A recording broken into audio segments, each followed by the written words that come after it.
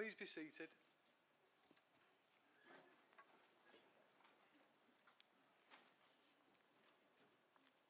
Good evening, everyone. As this meeting takes place during Ramadan, I propose that the Council procedure rules are suspended for an immediate adjournment for 30 minutes for prayers and to give members an opportunity to have refreshments. Does the Council agree to this? Thank you.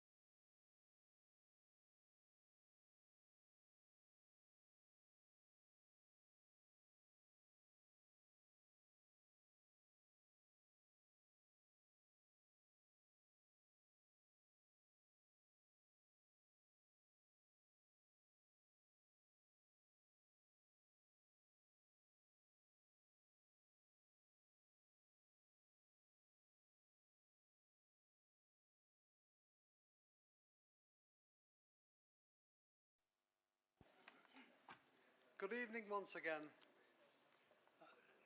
May I remind members and members of the public that the meeting will be streamed live on a webcast from the council website. The council has a commitment to conduct its full council business in an environment that is welcoming, secure and safe for members, employees and visitors. It is important that all meetings are conducted in a safe and fair manner. All persons present at meetings should be treated with courtesy and respect. This includes members of the public, elected members, employees and visitors. Behaviour, language or actions that impact public safety, cause disruption and or adjournment to the course of the business at meetings are not acceptable. Members of the public are therefore asked to note the public meeting protocol, which is also available on the council website, and elected members are reminded to note the elected members protocol and of the members code of conduct, which provides details of expected principles of behaviour. Following discussion with group leaders, it is proposed to move item 16, Places for Everyone plan, to item 10. Does council agree to this? Thank you. Item 1, apologies. I have received apologies for absence from Councillor Chauhan and Councillor Hindle. Item 2. Is council agreed that the council minutes from the meetings held on the 13th of December 2023... Mr Deputy Mayor, could I ask for a correction in the minutes, please, just before we agree them? Go ahead, thank you. I'd like to ask for a correction in the minutes of the meeting held on the 13th of December 23 on page 25 of the Green Book. The Failsworth Independent Group put forward motion 3 titled The Protection and Safeguarding of Children. An amendment by Councillors Mustak and Ali missed out an important bullet point, which was minute the meeting of elected members cross-party steering group, make them available to all members and to the general public via the council website. Additionally, provide a quarterly report detailing any actions and progress made. When challenged about the missed paragraph by Councillor Sykes, at 3 hours, 29 minutes and 32 seconds into the meeting, Councillor Charters says, Councillor Sykes is right, this was an oversight, and I believe we're all right in leaving that amendment in. 3 hours, 31 minutes and 16 seconds.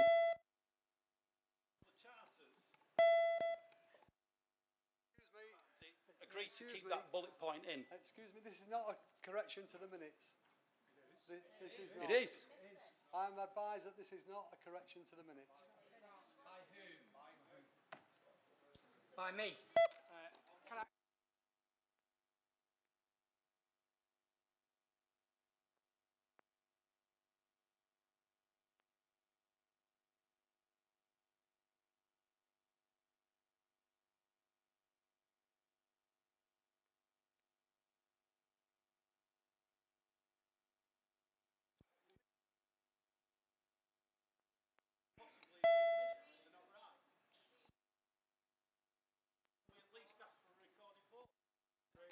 Agree. You'll proceed the vote. What? A recorded vote.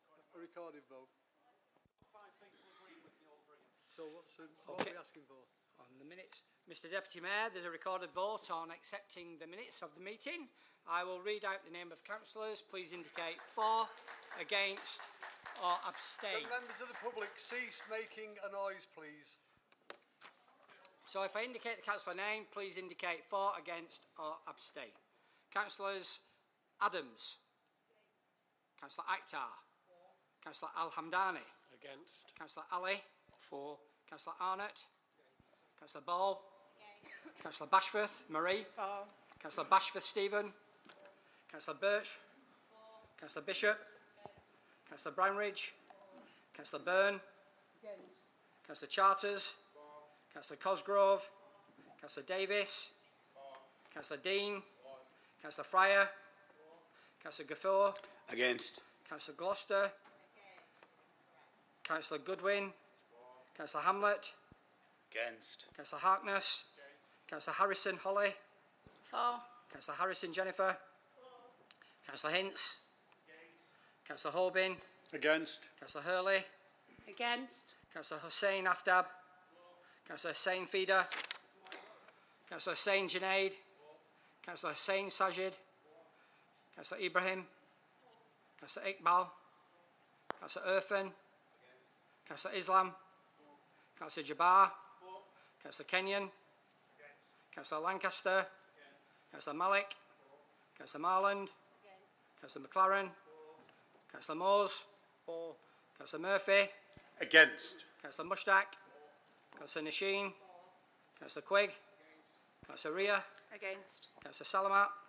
Councillor Shah. Councillor Sharp. Councillor Sheldon. Councillor Shuttleworth. Councillor Serjan. Councillor Sykes. Councillor Taylor. Councillor Wahid. Councillor Williamson. Councillor Woodvine. Against.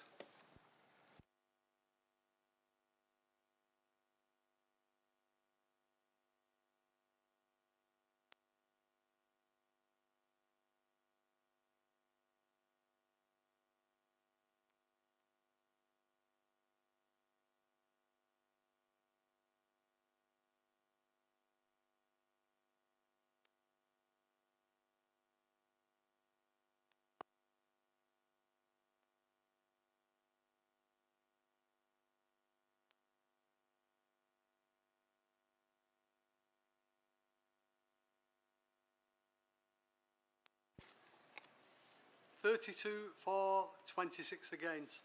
Those minutes are thus agreed. So, are we agreed to the rest of the minutes? Thank you.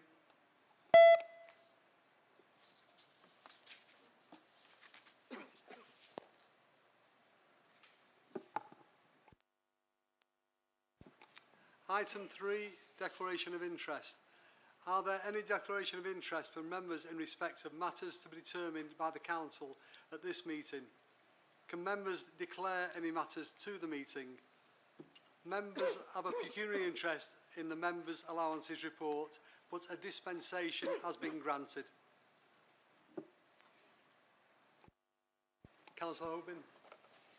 Thank you, Mr Deputy Mayor. I think I have a pecuniary interest on the B Network motion. Okay, that's noted.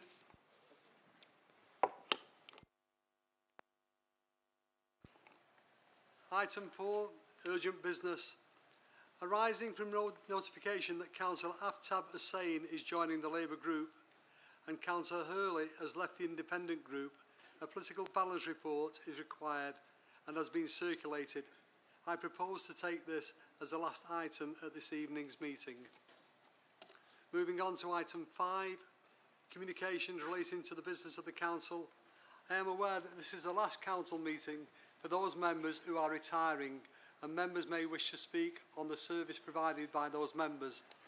We have Councillor Jenny Harrison, and I call on Councillor Mushtaq and Councillor Shah to speak. Thank you, Mr Mayor. I didn't call up Jenny and ask her about which committees she'd been on or positions she'd held. I'd rather give you a flavour of Jenny the person rather than Jenny the councillor. That, Mr Mayor, is because when Jenny became a local politician, she didn't change as a person, which is what makes her so effective and so loved. I didn't really know Jenny when I was selected to be a candidate in 2014, but by the end of the election campaign, I think it's safe to say we'd become friends first, then family. The relationship has gone from strength to strength ever since. We even have good banter about how young Jenny is and how useless I am in the kitchen. Jenny, Zaid and I forged an enviable Alexandra Ward team, working so well together and ensuring all three councillors remained Labour through our hard work, relationships and support of residents. Jenny's contributions go beyond a ward councillor, having held numerous positions as Deputy Cabinet Member, Chair of the Health and Wellbeing Board, Mayo Care, School Governor and so much more. Jenny has been a mentor and mother figure to both myself and Zaid and to so many other people. Her influence in and on the Alexandra team will not be lost, as she is currently mentoring the next candidate, Ghazala Rana, who will hopefully become the third Labour councillor in the May elections. When we're out campaigning, Mr Deputy Mayor, and I'm introducing Ghazala to constituents, I make a conscious effort to say that she will not be replacing Jenny, simply because Jenny is irreplaceable, and they always agree with me. Having been a teacher in Oldham for so long, when out door knocking, I often hear an excited, "Hi, Mrs Harrison, you taught me when I was a child," which goes back to my point about Jenny being the person, the teacher, the politician, the mother, the sister, the aunt, the grandma, and the friend being the same person. Her advice will always come from the heart, and she will never tell you what you want to hear, only what is in your best interest. Whilst many in this chamber will miss you, Jenny, I will not, because I know where you live. So if you thought you'd escaped me, I'm afraid you were wrong. I'll be over to fill you in on this lot and everything else. Thank you for everything you've done for me personally, and for everyone else whose lives you've touched, and for everything you've done for Oldham. We are all grateful. Enjoy the extra time with your family, and remember, we're only a phone call away. Thank you. Thank you, Mr Deputy Mayor. I think I'm going to be speaking for most of the Labour group when I say that we're absolutely gutted that Jenny is going to be standing down this year. And if you didn't pick this up from her style in the mayoral year, Jenny used to be a teacher, and she has a tendency, quite often, as we all joke in the Labour group, of reverting back into teacher mode and telling us off when we need to be told off every now and then, but especially when it comes to grammar and spelling, that's a bugbear for Jenny. Anybody who knows Jenny, whether it's across Oldham or whether it's in her ward, knows that she's been an absolute wonderful ward councillor for Alexandra Ward, but also a really good friend to all of the Labour group and beyond. And I know there's going to be loads of people in the community who'll miss her and how hard she works for her residents. If you've been living under a rock for the last few years, you might have missed that Jenny is a massive feminist. So her commitment to empowering young women and girls in Oldham is admirable, and I know that's something that Ghazala Rana, our upcoming candidate, is really taking advantage of and enjoying. But Mr Deputy Mayor, I do personally want to thank Jenny for all the advice and support she's given to me over the time we've known each other, both in a professional capacity but personally too. She's always somebody you can ring on and rely on having her wisdom, which has been invaluable for me as I've come through the ranks of councillor, deputy and leader. I'm sure it's not just us in the Labour group that will miss Jenny either. She'll be massively missed in this chamber, and on behalf of the entire Oldham group and the staff who I know she has a really good working relationship with, I do want to pass on our thanks to Jenny for her service, and we hope now she can properly enjoy her retirement as she embarks on the next phase of her career as a full-time grandmother. Thank you, Mr Deputy Mayor. Thank you. Councillor Byrne.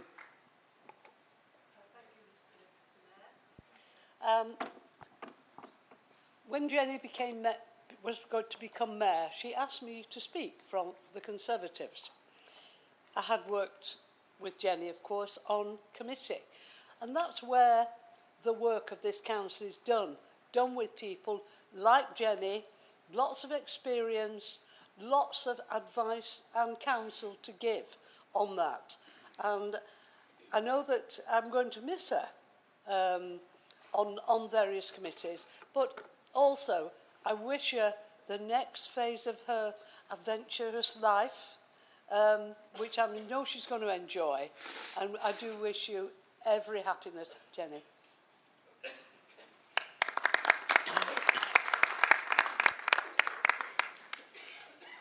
Councillor Amdani. Thank you, Mr Deputy Mayor. I'm sorry to hear that you're going. One of the things that you often experience as a councillor, particularly to the neighbouring wards, is that people don't see wards as boundaries. They come to someone that they have when they have a problem, and they speak to the person that they find. And so quite often you'll find yourself handing information over to a neighbouring councillor and asking. And what I'll say is, when I've spoken to people from your ward, when that's happened, I've never heard anyone say anything but kindly towards you and to compliment you on what you've done. in the chamber, and it feels very strange to think back to this. A lot of the time when I've been in the chamber when you've been here was during COVID, and we lost a whole sort of experience of just working on committees, that sort of thing. So most of my experience in the chamber is with you as mayor, and then what I will say is it came across then the kindness and the fairness with which you always endeavoured to treat people. And that's a lovely thing to see in any person, but also particularly in something that can be a very combative environment. It's always nice to see that and to be able to respond to that. Thank you very much.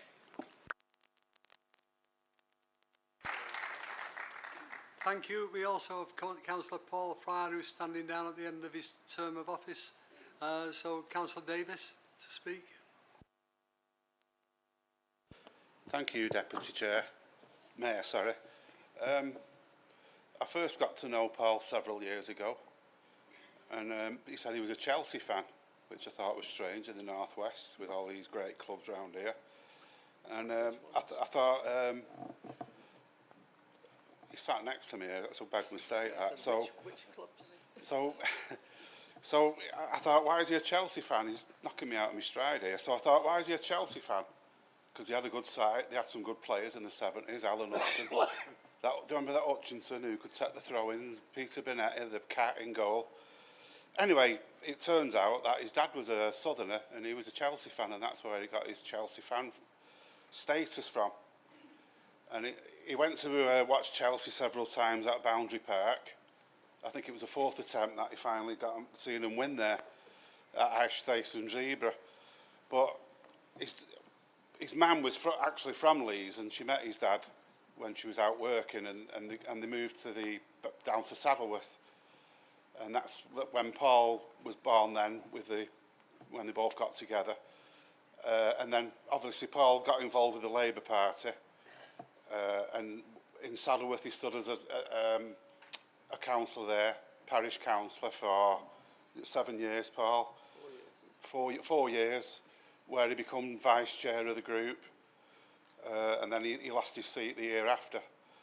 So he then met Aileen with his involvement in politics. Aileen, she was called Aileen Bell in the days. She was a councillor in Failsworth. She stood for 8 years, Aileen. And that's when he moved to Failsworth, when I really got to know him as a local member. And he stood last year in the all-out elections, and he managed to get elected after standing for 8 times, is it, Paul? He stood for 8 times to be a borough councillor, and he finally got in, and I know it was a proud moment for him.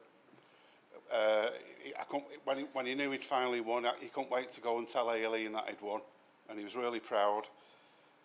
And his dad, he was proud to tell his dad, who sadly passed away fairly recently, which is, you know, a shame about that. So he's a great lad. He's been on planning committee, TRO committee. Anything else, Paul?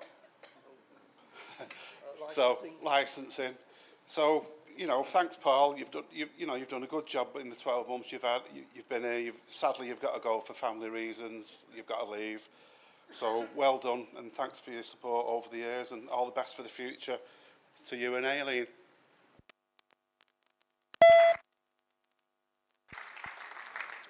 Councillor Shah. Thank you, Mr Deputy Mayor. I'm really proud to say that I've known Councillor Fryer for a very long time. In fact, my very early days into political activism myself.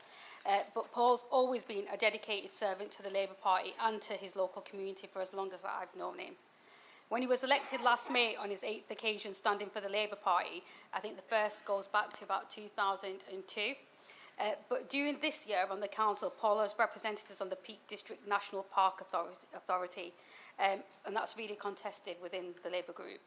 A couple of months into the role, Paul found himself in Bakewell in mid-October for a meeting, and there was a call made because the weather had got that bad that Paul found himself trapped in Bakewell with all the routes flooded. So he stayed overnight because that was the most sensible thing to do, but of course he chose a pub to stay in to make most of his time there. And then on the Saturday morning, such as Paul's commitment to the Labour Party, he battled the floods and the weather to make sure he was back in Failsworth for the Failsworth West selection meeting that lunchtime. He has 2 more meetings of the Peak District Authority before the end of his year. And I'm sure I speak for the whole chamber when I wish him good luck with his return journey. We thank him for his service and we wish him and Aileen, his partner, all our best wishes for the future. Thank you, Paul. Councillor Byrne. Thank you, Mr Deputy Mayor. Well, I've known Paul and Aileen a long, long time. In fact, it seems I've known him since he was a lad, when he used to be at the count and marking all the votes up and running around and telling me, an opposition, what was going on. Paul served on the parish council in Saddleworth when I did, and I think the first time when I was chairman. But if you want somebody to do something, to volunteer for something, Paul and Aileen are the people, and they have supported one another. I went to their wedding, didn't I? Yes. And and I was thrilled when Paul actually did win his seat last time. Sad to see him go, but I wish them, both he and Aileen, every happiness in the future. Thank you. Councillor Alan Darnay. Thank you, Mr Deputy Mayor. I first knew Paul as one of the first politicians really that I worked with on Saddleworth Parish Council. I was co-opted when they were short, and that was my first experience of politics. And Saddleworth Parish Council is a pretty collaborative environment, I would say. And it was actually a really constructive place to work, and Paul was a good part of that. He always worked hard, he was always really committed to Saddleworth, but also to the area in which he lived. And I still see him from time to time in the area, just with sort of people that he knows and helping. And it's a measure of a person that the kindness that they give to people is not just based on where they're representing, but the people that they want to help. Thank you, Paul, for everything you do.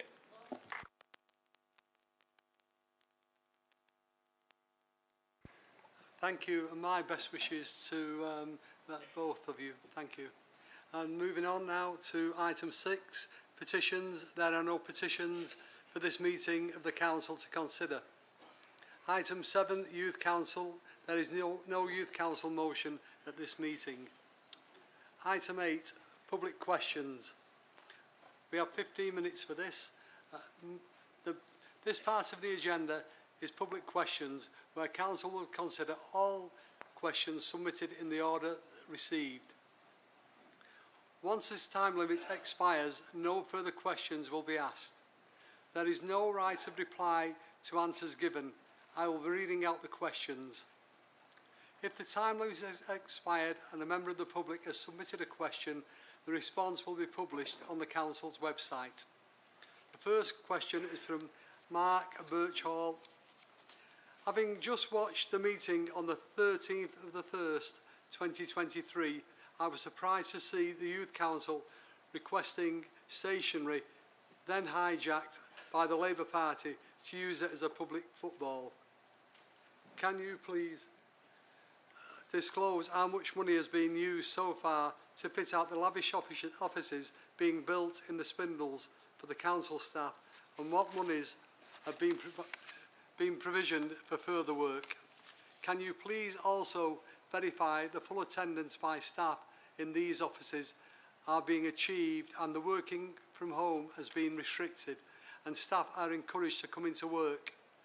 Bearing in mind, one of the statements made was staff in the Spindles will shop in the town. I call on Councillor Jabbar to respond. Thank you, Mr Deputy Mayor. Thank you to Mr Birchall for his question. The council offices in Spindles are a central part of redeveloping the town centre to support local shops. Traders in Spindles are already reporting increased footfall and spend as a result of a move which is encouraging. In addition, moving these offices from here to Spindle, Mr Deputy Mayor, will release vital brownfield site which is much needed for housing, new housing in Oldham town centre. We have reused existing furniture in the new space, and the cost of new infrastructure and fit out is around £800,000. And the cost of maintaining the new offices are lower than cost for maintaining the current civic centre. The new offices offer a range of working arrangement, with some staff working from an office environment every day, some working from various council and partner bases depending on the nature of their work, and some staff who work flexibly between offices and home. However, the new space can accommodate up to 1,000 people, which is important to continue support the town centre traders. Thank you, Mr Deputy Mayor. Thank you. The next question is from Lewis Farnworth. Will the council consider, instead of unpaid carers grant, an unpaid carers loan? This would provide essential support for what we unpaid carers deserve. Please can Councillor Jabbar or Councillor Barbara Brownbridge answer? This would better support us. The low rates to pay back would potentially save the council funds that would have to be paid back. I call on Councillor Brownridge to respond. Thank you, Mr Deputy Mayor, and thank you, Mr Farnworth, for your question. And I would like to pay tribute to the fantastic work that our carers do across the borough. We actually have 2,257 unpaid carers registered, of whom 1,369 receive support via assessment, and 1,226 are in receipt of a carer's personal budget.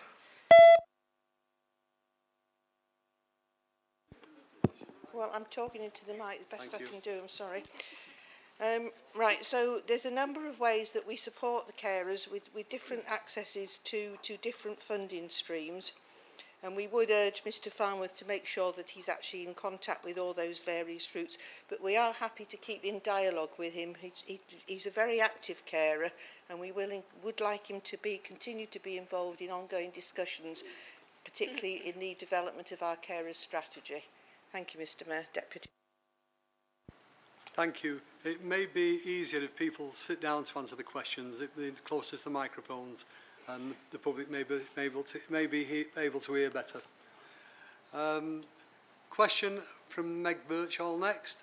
How is the council working with the NHS to ensure that sites for the new health centres are identified and that these are built? Councillor Brown. Thank you, Mr Mayor. No, that's a bit ridiculous. Sorry, I'll try and get it right. No, I'd rather stand. I don't like sitting down. Right, so as you are aware, the council has no direct involvement in the provision of national health facilities. So what I can say is we are in active discussions with the NHS locally to provide a proper business assessment of the needs for new health facilities across the borough. Now, having said that, that will then be part of a bidding application, which will be against all the other projects across the whole of Greater Manchester. So whatever happens, this is not likely to be a quick fix. But I can assure you that as a council, we are putting what pressure we can on the NHS to look at the provision of the additional facilities that we all agree we need.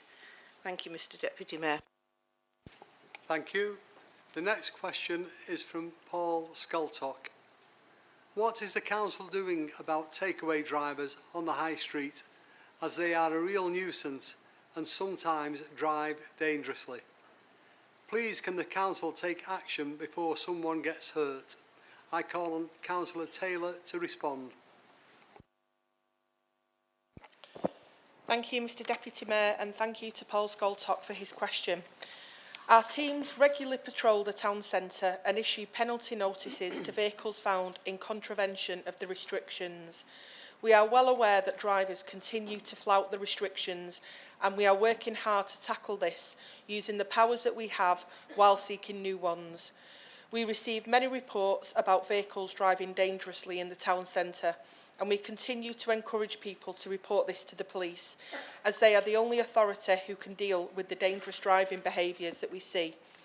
We have already introduced hydraulic bollards to limit vehicle access to the pedestrianised area of the town centre, and there are more measures to be installed as works to the town centre continue to roll out. Thank you. Thank you. The next question is from Kelly Jones. How is the council working with partners to combat antisocial behaviour and crime when we are seeing less PCSOs and police officers on the street? How can people feel safe in the community after reporting crime and antisocial behaviour? I call on Councillor Goodwin to respond. Thank you, Mr Deputy Mayor, and thank you to Kelly Jones for a question. The Council and its partners continue to work together and are committed to tackling antisocial behaviour and crime. Information from residents help us to fully understand the problem, to identify those responsible and to intervene as early as possible. Information can be provided confidentially or anonymously via 101 calling or the GMP web portal at gmp.police.com or through Crime Stoppers on 0800 555 111. Thank you. The next question is from Imran Ghaffar. I would like to ask the leader, how can she and her cabinet give Oldham Athletic £1 million to spend on a football pitch, while road maintenance projects receive comparatively less funding? Could you kindly provide an explanation and justification for this allocation? Understanding the reasoning behind such decisions would greatly help in fostering transparency and trust within the community. I call on Councillor Shah to respond. Thank you, Mr Deputy Mayor, and I'd like to thank Mr Ghaffar for his question. Put simply, the investment into a new pitch at Boundary Park was made to secure the future of rugby league here in Oldham, as it allowed a ground sharing partnership between Latics and the Roughbeds to be developed, which is really important. It's also opened the door to other community-led use of the pitches, including by youth teams and by other sports. The council investment is a catalyst to unlocking further funding opportunities directly aimed at supporting grassroots provision, youth sports, community engagement and participation through both Oldham Athletic and Oldham Rugby League clubs. I wouldn't want to apologise for investing in the things that matter to this town and to the people that live in it, especially where that investment provides the opportunity for so much more. That said, the Council also continues to ensure funding is available for road and pavement maintenance, emergency repairs and road safety projects, and has invested over £4 million over the last year because we know that the state of our roads matter to local people. Thank you, Mr Mayor. Thank you. The next question is from Vicky White. I've seen in the news about 500 social homes being built. Can we find out more about them? Where are they going and when will they be built, etc.? I call on Councillor Taylor to respond. Thank you, Mr Deputy Mayor, and thank you to Vicky White for her question. I am pleased to receive this question, actually, because I know the announcement to build more social homes has been really well received.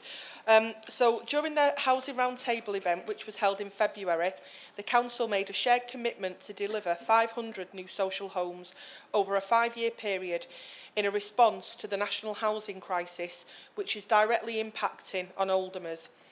Work is already well underway on council-owned sites, including in the town centre, to determine how many homes and of what size will be built on each site. This will be based on the individual site specifications and local need, and full details will be included in detailed plans as they are brought forward. I would say, obviously, to residents who are waiting for these houses coming forward, there will be more announcements, but thank you for your inquiry. Thank you. The next question is from Kyle Fithian. With the rise in gang-related violence in Failsworth, what is the Council doing to liaise with Greater Manchester Police to put more police and community outreach workers onto the streets in Failsworth to tackle the issue at source? I call on Councillor Goodwin to respond. Thank you, Mr Deputy Mayor, and thank you to Cal for his question. The Community Safety Team and other partners work very closely with Greater Manchester Police. Significant work has taken place in the Failsworth area to resolve issues, and this continues on a daily basis. Partners involved in this work also include TFGM and the business sector. In order to identify those involved in these behaviours, as my previous question, if residents can please report these to the police by the methods I outlined earlier. Thank you. And the next question is from Jason Pape Jones. When will the Snipe pub be coming down? And where will you be putting that artwork installation that is in between the Snipe and the shop next door? I've seen the CGI mock-ups online and they look really good. It'll make the alleyway between the bus station and the high street much safer. I call on Councillor Shah to respond. Thank you, Mr Deputy Mayor, and thank you for the question. So demolition of the sniping is planned to start this spring, probably in the next month, with works lasting through till the summertime. The light squeeze artwork currently in the alleyway next to the Snipe is to be protected and taken away for a condition assessment and refurbishment works. And we are hopeful that the artwork can be reincorporated into the town centre, but at a later date.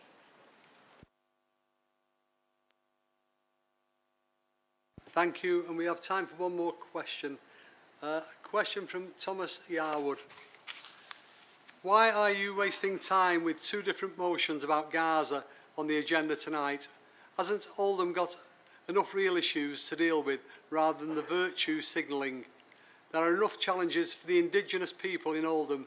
Let's deal with that. I call on Councillor Shah to respond. Well, thank you for that question, I think. But we're absolutely committed to dealing with a wide range of issues that local people bring to us in this chamber and via casework directly to us. Be that highways improvements, the state of public services after nearly 15 years of austerity, supporting them with the impacts of the cost of living crisis or the housing crisis. We work every day to meet the needs of Oldham's residents. But while the conflict in Gaza may be taking place geographically far from Oldham, the impacts are being felt here. Oldham is home to Palestinian residents who are impacted by the ongoing conflict as they fear for their safety of their loved ones who remain in Palestine.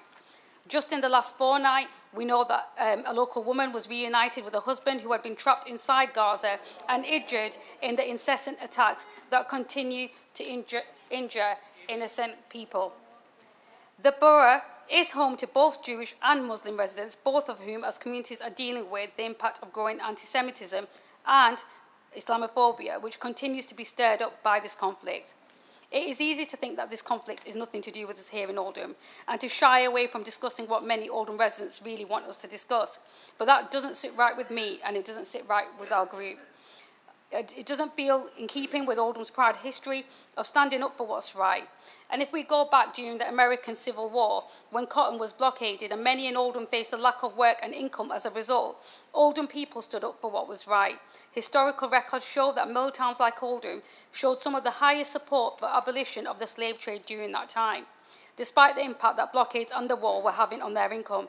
Oldham has a really proud history of supporting those who are in danger, those who are persecuted and those who are terrorised. And we should continue that proud tradition to speak up for others and to fight for the rights and protections of our fellow humans across the globe.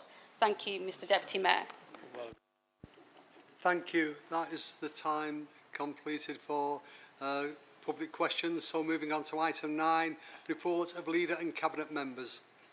At Group Leaders meeting, it was proposed that the time limits in the Council procedure rules be extended and varied for this meeting so that there are 10 minutes for questions for leader from the group leaders and 10 minutes for the section on her portfolio responsibilities. Does Council agree this? Thank you. We now have questions from the group leaders. Councillor Sykes. Thank you, Mr Deputy Mayor. My first question tonight is picking up on something I spoke about at the last meeting. Last month, the administration took what I thought was the astounding decision to cut 30 staff or posts from the environmental team. This is a council with an abysmal record on environmental crime and an administration that's been blasted in recent years for failing to tackle litter, dogfouling and fly tipping. And despite flashy PR campaigns like Don't Trash Oldham, the reality is Labour just don't and haven't got to grips with the basics. And are we really expected? The impact statement that accompanied that budget option said, despite these job losses and post deletions, there would not be any significant impact on frontline services. Are we really expected to believe that? The loss of 30 staff posts is going to have an impact on service delivery, without a shadow of a doubt. I can recall what our parks used to be like, no-go areas and unloved, before initiatives like Tulip Fund Days and Heritage Lottery grants and the award of green flags in all our parks, which allowed them to become well-used and loved spaces they are today. So my question is, does the leader stand by those staffing cuts, and does she still insist that the people of Oldham will not suffer any decline of services because of them? And if so, this administration is either losing the plot or they're being a little bit economical. Which is it? Thank you, Mr Deputy Mayor. I think the only person that's been economical in this meeting is Councillor Sykes with the truth.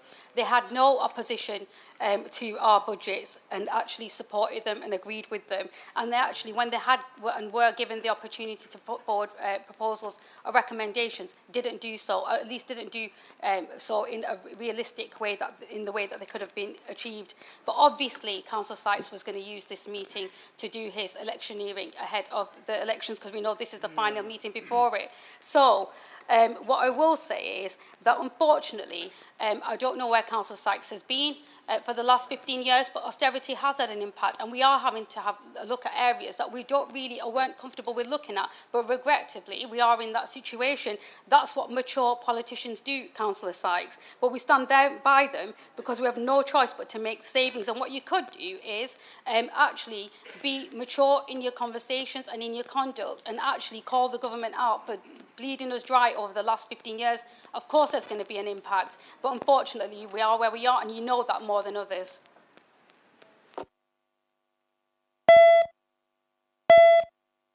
Thank you, Mr Deputy Mayor. Well, thank the leader for her answer. So, if it wasn't enough that this administration is cutting back on staff for our vital green spaces, members of the public will be outraged to learn that this Labour administration has allowed a number of public space protection orders, PSPOs, for our green and open spaces to lapse. This leaves the council without the powers to protect some of our borough's most special places, such as green spaces and the moors. Just one example, the PSPO on Crompton Moor ran out in November, along with all the protections that gives against hunting, the protection of nesting birds, against barbecues and fires, dog fouling and camping, to name just a few. This is not the only example, and at best, the PSPO here and some of the other ones might be back in place in April, but it's more likely to be June if there's any objections. The failure to renew these orders in time leaves us powerless and exposed in some of our most precious and valued spaces. So my question is, who in the Labour administration will be held to account for this failure? And are there other similar orders that have not been renewed, leaving the council and residents even further exposed? Thank you, Councillor Sykes, for your question, and thank you, Mr Deputy Mayor, for the opportunity to speak. But like Councillor Sykes in his question answered his own question himself, because he knows that these PSPOs are currently being renewed and the process is well underway. And it's not necessarily to always be aggressive to hold somebody to account in that way. Everybody works in a really, really effective manner, and we'll have a discussion about that once the outcome of that review has taken place. Thank you. Councillor Sheldon, do you have a question? Thank you, Mr Deputy Mayor. Whilst the Leader of the Council is talking about saving money, eating into the reserves and cutting back services for our residents, and this Council is potentially facing bankruptcy, I was disappointed to discover that in 2022-23, only around 94% of council tax was actually collected. Looking back over the last 10 years, not once has council tax collection exceeded 95%, meaning every year a significant chunk of the council's potential spend is lost. Let me break this down. Add all the council tax being collected over the last 10 years, this council would have more than 60 million to spend, which easily would have allowed for council taxes to be frozen or even reduced. Even if we had only attained the national average collection, which again we have been around 2% points shy each year, this council would still have an additional sum of £26 million to use. The question, is this council actively seeking to collect back this money, and what steps are being taken to improve collection rates in the future? Thank you, Mr. Deputy Mayor. Thank you, Mr. Deputy Mayor, and thank you, Councillor Sheldon, for your question. The collection rate, I have to say, we are in the top 3 across GM, so we are doing as well as we possibly can. But again, the Conservative government, going back to Eric Pickles, have demanded councils use reserves. It's the truth, it's the truth. Our collection rate has improved over the last year, and we perform in line with other local authorities across GM. People might not like the truth, but unfortunately that's just the state of affairs. Councillor Hoban, have you got a question? Thank you, Mr. Deputy Mayor. I'd just like to ask the leader, down in Failsworth, the Failsworth Independent Party have been working on the well-being of our residents and looking at the green spaces and making sure that 106 funds are being spent in that way. To that end, we have a well-being marketplace coming up, and I wondered whether the good work that we're doing with all the mental health charities is something that the council could look at and use our model to take across the borough. I want to commend you for the work that you are doing, but if it's a model that works, then why not, of course.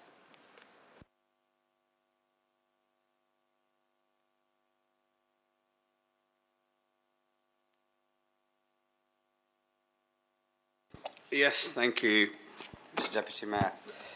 From the budget meeting in February, I made some comments to this council, and I was hoping that I may now get an answer. Are we as a council going to form a concrete roadmap outlining how we intend to recover the depleted reserves and address the mounting debt that this Labour Council has incurred? And also, as part of my suggestion, have you made any inroads into getting local business involved in the huge problems that we have with temporary accommodation? So, in terms of reserves, I don't know where this is coming from, because April 24, we've got 43 million, April 25, 30.2, and the general balance of 19 million. But again, he needs to look at the actions of the National Party, which he was recently a member of. And we have an action plan for housing built from our recent housing roundtable, but it is like, I understand he's not a member of the Conservative Party anymore, but he obviously holds them values still, and it is Conservative mantra to, think about business friends and before they do the general business. That can't be. Point of explanation, I mean, that's just ridiculous on what Councillor Shah's saying. I'm asking a genuine question, because obviously the reserves have been depleted this year. How are we going to get those reserves back so that this council doesn't go bankrupt? And it's a legitimate question, and it's got nothing to do with the Conservative government. It's got something to do with Oldham and how you run it. Councillor Shah, have you got a response? I've answered the question. Answered the question. One last question now, Councillor Hinds, and it's got to be a short question, please. Yes, thank you very much, Mr. Deputy Mayor. On the day hard-working OMBC employees were served redundancy notices, the council leader was on social media bragging about the council's new expensive offices. Would the leader take this opportunity to apologise for them former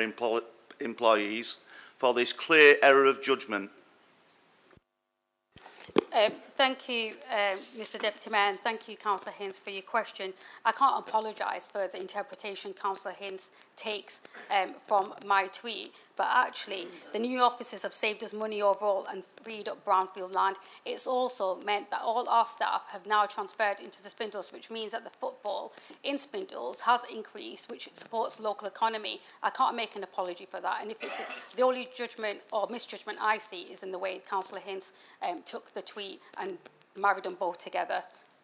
And to state anything else is misleading, to be quite honest. Thank you, Councillor Shah. We now move on to your portfolio report, reform and regeneration.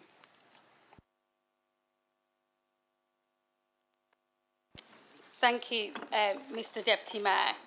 Members will see that the report contains updates on our work with victims and survivors of child sexual exploitation, work on the Coliseum and on our plans for the evening and nighttime economy in Oldham, and an update on our partnership with Muse to build much needed new homes in the town centre. Mr Deputy Mayor, over the last 18 plus months since the publication of the independent review into CSE in Oldham, the Council has been working with survivors of CSE and those close to them to improve how we acknowledge and recognise the experiences of survivors and those impacted by child sexual exploitation and abuse. Over the last few months, officers of this council have worked extensively with Keeping Our Girls Safe and individual survivors to create a commitment that this council can make to those impacted by this horrendous crime, which will help to ensure that some of the failings that were highlighted in the independent assurance review are definitely not repeated. Earlier today, this commitment was presented to a meeting of the council's management team, who have committed to embedding those commitments in the work they do and the services that they deliver. That should mean that those affected by CSE can hold us to account for how we work with them, how we support them, and how we respond to them across every council service, be it social care or complaints, housing or welfare rights. The commitment, which we have provided copies for elected members in the chamber tonight, sets out the following commitments. The first one, you will not be judged, you will be listened to and believed. The second one, we will work with you to understand the best ways to support you, and we will do what we can to put that support in place. The third being, we will understand that you may not wish to seek immediate support and you are able to request support now or any point in the future. The fifth, we will help you to access information in a clear and timely way, and we will help you to get access to your information if you want and need it. The fifth, if you do choose to report something, we will make sure to keep you informed of any progress or outcomes with a clear contact for you to speak to. And finally, if you don't think what we are offering is working for you, then we will provide a complaints process if you need to make a complaint. Above all, this commitment makes it clear that we are there to support anyone impacted by child sexual exploitation, regardless of their situation. Over the coming months, Keeping Our Girls Safe will continue to work with our key partner organisations to get them on board, like Greater Manchester Police and our health services, because we think that there are some pretty basic standards that our survivors deserve when they're interacting with the services that are there to help and support them through horrific and quite often traumatic experiences. We have to listen to survivors, we have to build on their lived experiences, and we have to make sure that the system improves every day. This work, created by those very survivors, is one part of our wider work to ensure that we do not repeat the mistakes of the past and that we believe, trust, support and protect those who have suffered at the hands of evil abusers. The Independent Assurance Review, published in June 2022, was damning. There were systemic failures on the part of this council and Greater Manchester Police, and we have apologised for both. But no apology will ever be enough for the trauma these girls experienced. Instead, what people need to see is action. And the work on this charter is just one example of how we have responded since the publication to improve practice, support survivors and victims, and seek the prosecutions of those who committed these crimes. We continue to work hard with partners like GMP, the NHS, and our schools in Oldham to combat CSC and other forms of predatory abuse. This work is reported to all political groups through our cross-party steering group on CSE, where those of us who attend get updates on the police's investigations on the work we do in schools and with parents to raise awareness of the risk of exploitation and the work a complex safeguarding hub do to keep children and young people safe. Moving on, the Coliseum Theatre. Members might have seen the news yesterday that from next month, Oldham Coliseum will have a pop-up venue offering the opportunity for local audiences and visitors to once again experience the joy of seeing a Coliseum production.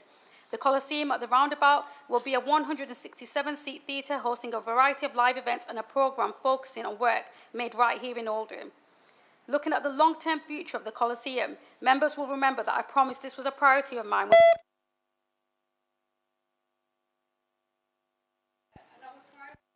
Retaining a producing theatre for the borough. I wanted to provide an update on the work that has been going on since then. So last year, when the Coliseum was sadly closed and the organisation collapsed, a group of fantastic new board trustees came forward with the ambition of rebuilding the Coliseum as an arts organisation. That board have worked incredibly hard over the last year to get grips of that rebuilding process and developing a programme of performance using the money from the Arts Council. We've been working really hard with that board, but recently I met with representatives of Save the Coliseum Group, including the fantastic Julie Hesmondosh, and we've had a really productive meeting, and we're meeting with representatives of that group.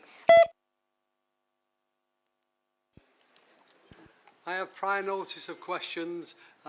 Councillor Arnott. Thank you, Mr Deputy Mayor. Thank you to the Leader for taking this question. The Labour Party in Royton North are currently distributing an election leaflet focusing on the contentious issue of IX wireless developments in the Royton area. Such are the inaccuracies and falsehoods stated in this blatant piece of electioneering, with no regard or perhaps even any real understanding of the issues.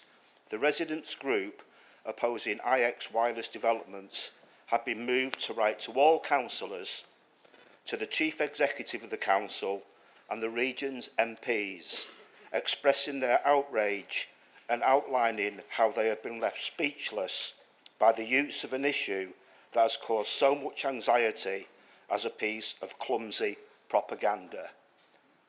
This lady, I can assure you, is no fan of the Tories. Following a meeting with residents and the Leader of the Council, facilitated by Councillor Lewis Quigg in December, Councillor Shaw agreed to speak with IX Wireless regarding the positioning of a mast on Denbydale Way. Residents are still waiting for an appropriate response. Following further requests for updates from IX Wireless from Royton North councillors, the company has made it clear that they will only deal with the Leader of the Council. Can Councillor Shaw therefore update the Council on this particular issue and in general what progress she has made on challenging the developers with regards to their planning and practices which are causing so much concern?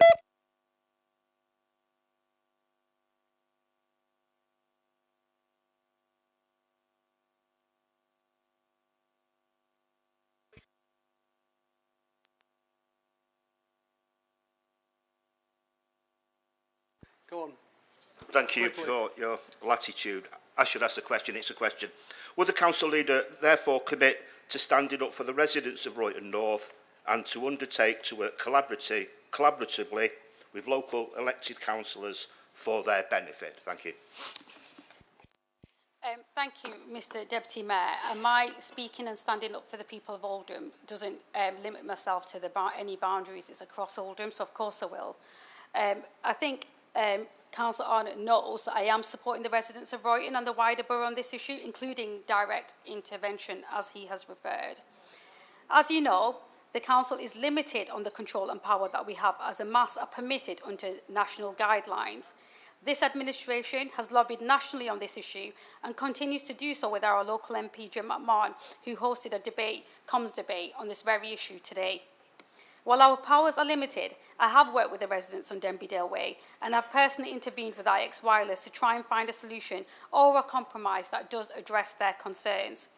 Under national guidelines, IX Wireless are entitled to install the mast that they secured approval for on Denbydale Way, but Following my intervention, like Councillor Arnott cited, they have paused any installation whilst they seek to identify an alternative location for their apparatus on the estate.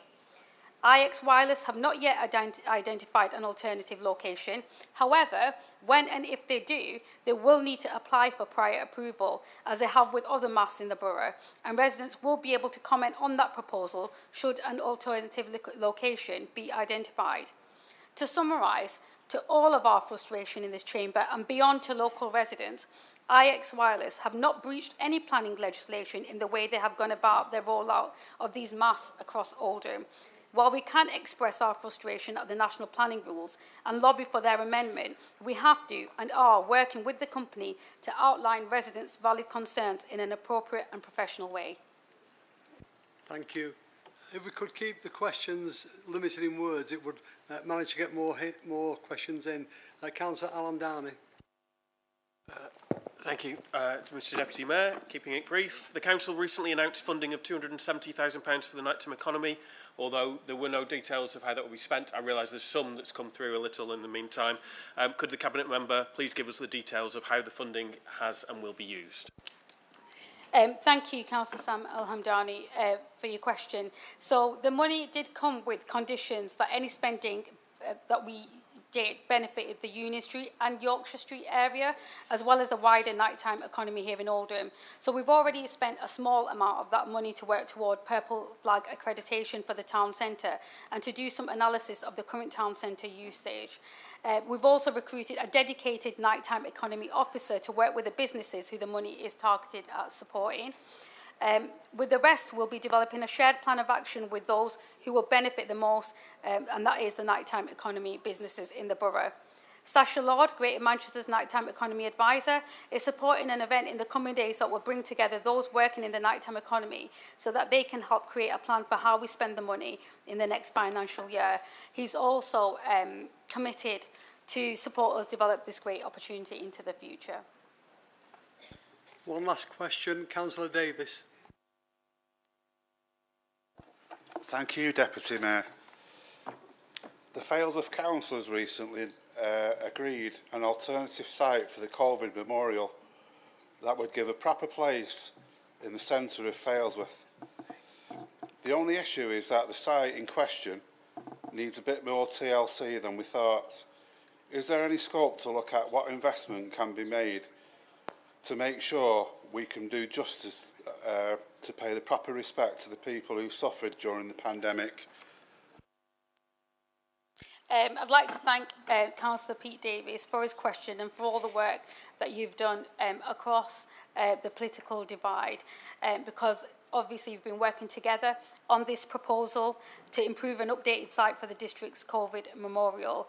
I can also confirm that I have allocated between £7,000 and £10,000 of funding, which will be found to support the wider improvements for that site, so that the COVID memorial has the most fitting and suitable site for local people to visit and remember and reflect on the impact that the pandemic had on many, many families across this borough. Thank you. We're moving on now. I invite Cabinet members to present their reports.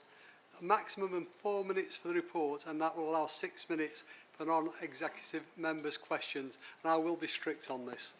So the first portfolio is the Deputy Leader for Housing and Licensing. Thank you, Mr Deputy Mayor. So my portfolio report provides an update on housing delivery, planning, taxi licensing and selective licensing of private landlords, which members can take as read.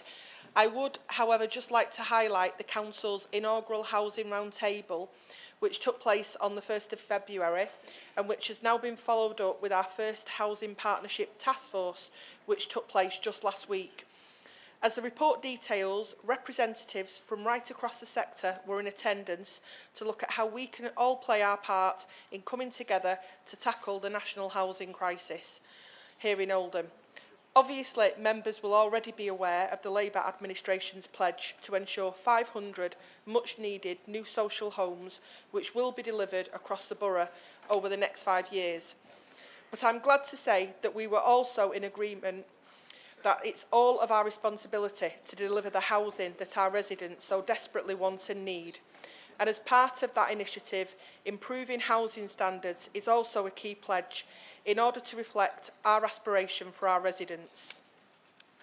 I would like to take a moment as well to say a special thank you to the 3 members of Oldham Poverty Truth Commission who also came along to share their very personal and at times harrowing experience of the social housing system. Unfortunately, a system that is not always kind. In addition, we are continuing to see more families present as homeless. As I reported at last November's council meeting, we were expecting a visit from DLUC to look at the challenges we are facing and the issue of increasing temporary accommodation usage. That visit did happen, but unfortunately, all I can report is they came, they listened, they asked questions, and they went away. So we did follow up. We asked them what were their outcomes, whether they would be willing to make any recommendation to ministers about policy change, or whether they had any best practice to share with us to improve the situation. But unfortunately, again, the answer was nothing. So that is why the Housing Roundtable and Task Force now takes on extra importance, because there is not going to be any national action on this issue. It will be up to us to come up with a plan to fix the mess that this government has made by not investing in building houses for quite a long period of time. And that is why we are seeking to find a local solution to a national problem. Thank you. Again, I have prior notice of questions. The first question from Councillor Adams.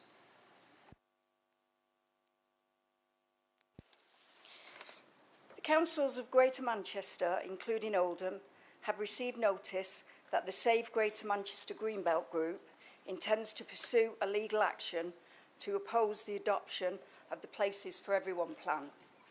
Is the council aware of the financial risk that it faces by choosing to go ahead and adopt the plan with legal action pending?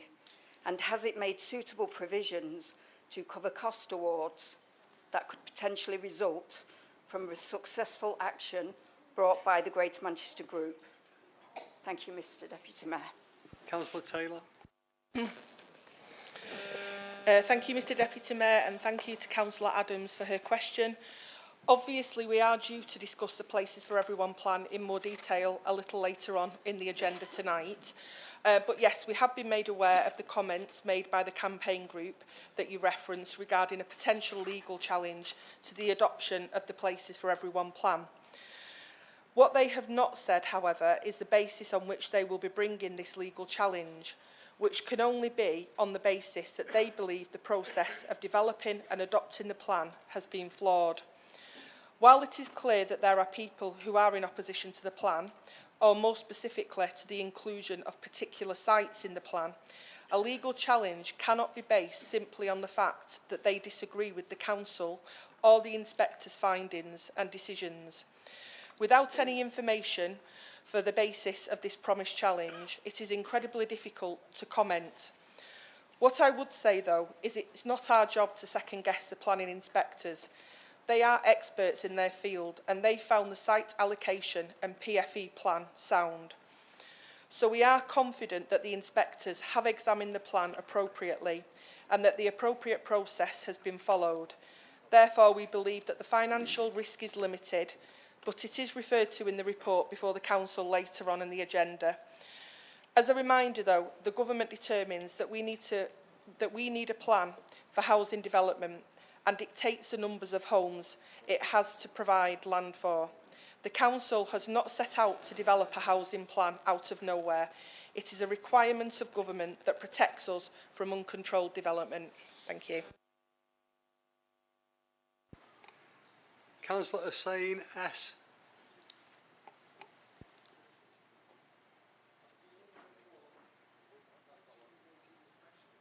No.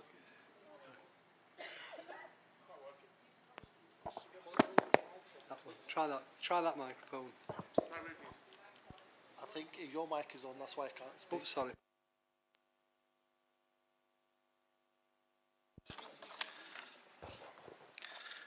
Start again. I've seen in the report that 218 inspections were carried out in areas with selective licensing. How many of these inspections were resulted in work being required on the property? Does this show that we are getting better results for residents in our area with selective licensing? Thank you.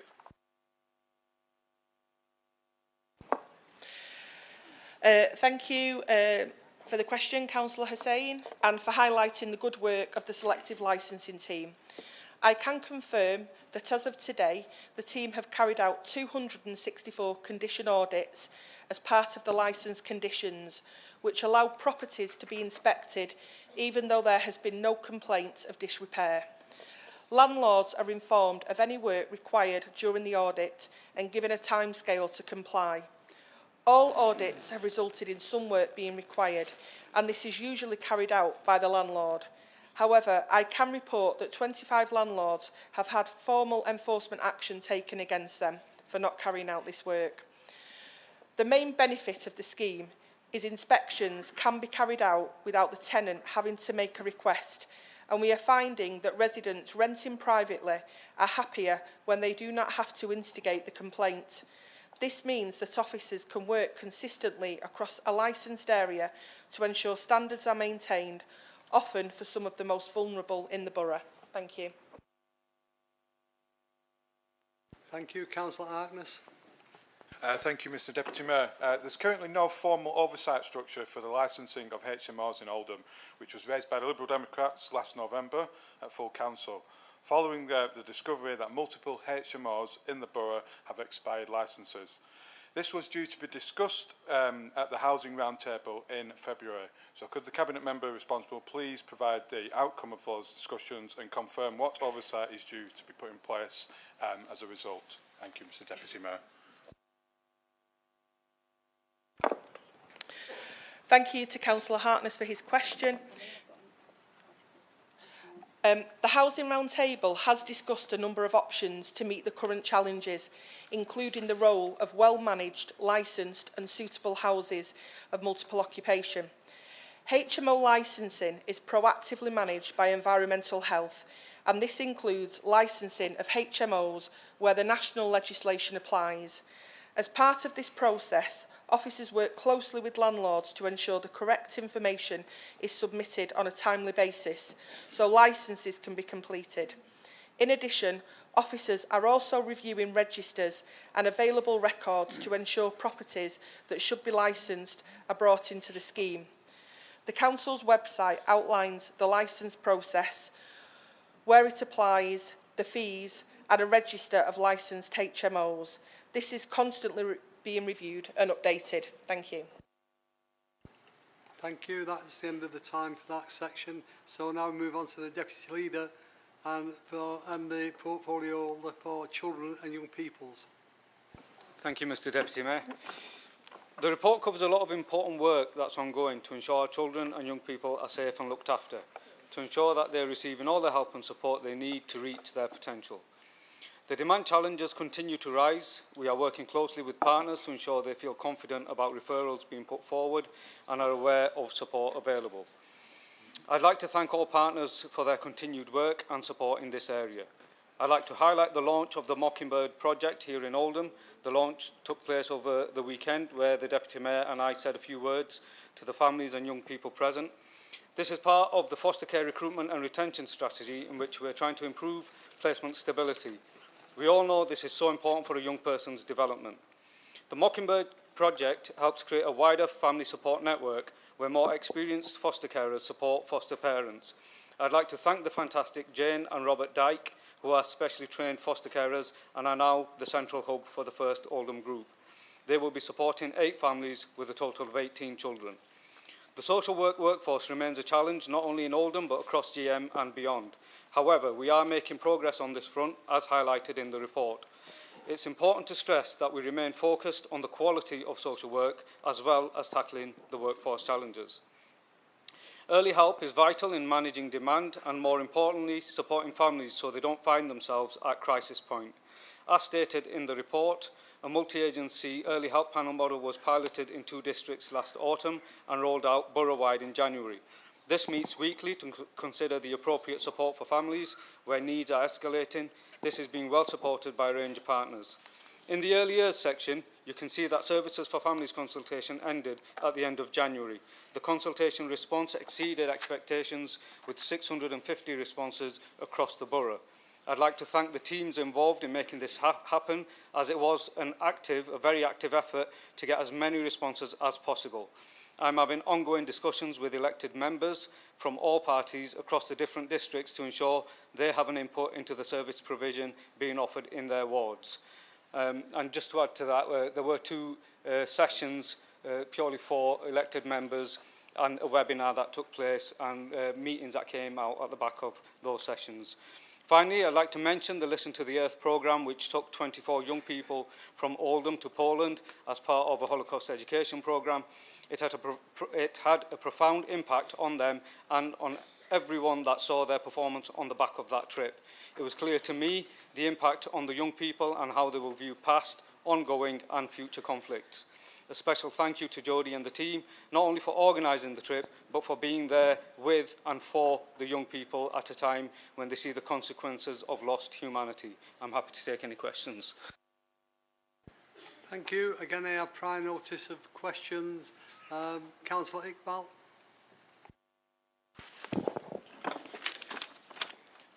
Thank you, Deputy Mayor.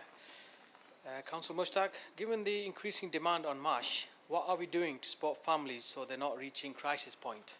Thank you. Thank you for your question, Councillor Iqbal, and as highlighted in the report, this is an area that we are putting a lot of work and effort into. To manage increasing demand at MASH, the service effectively screens all contacts to determine whether a safeguarding response or wellbeing response is required to support individuals and their families in need of intervention.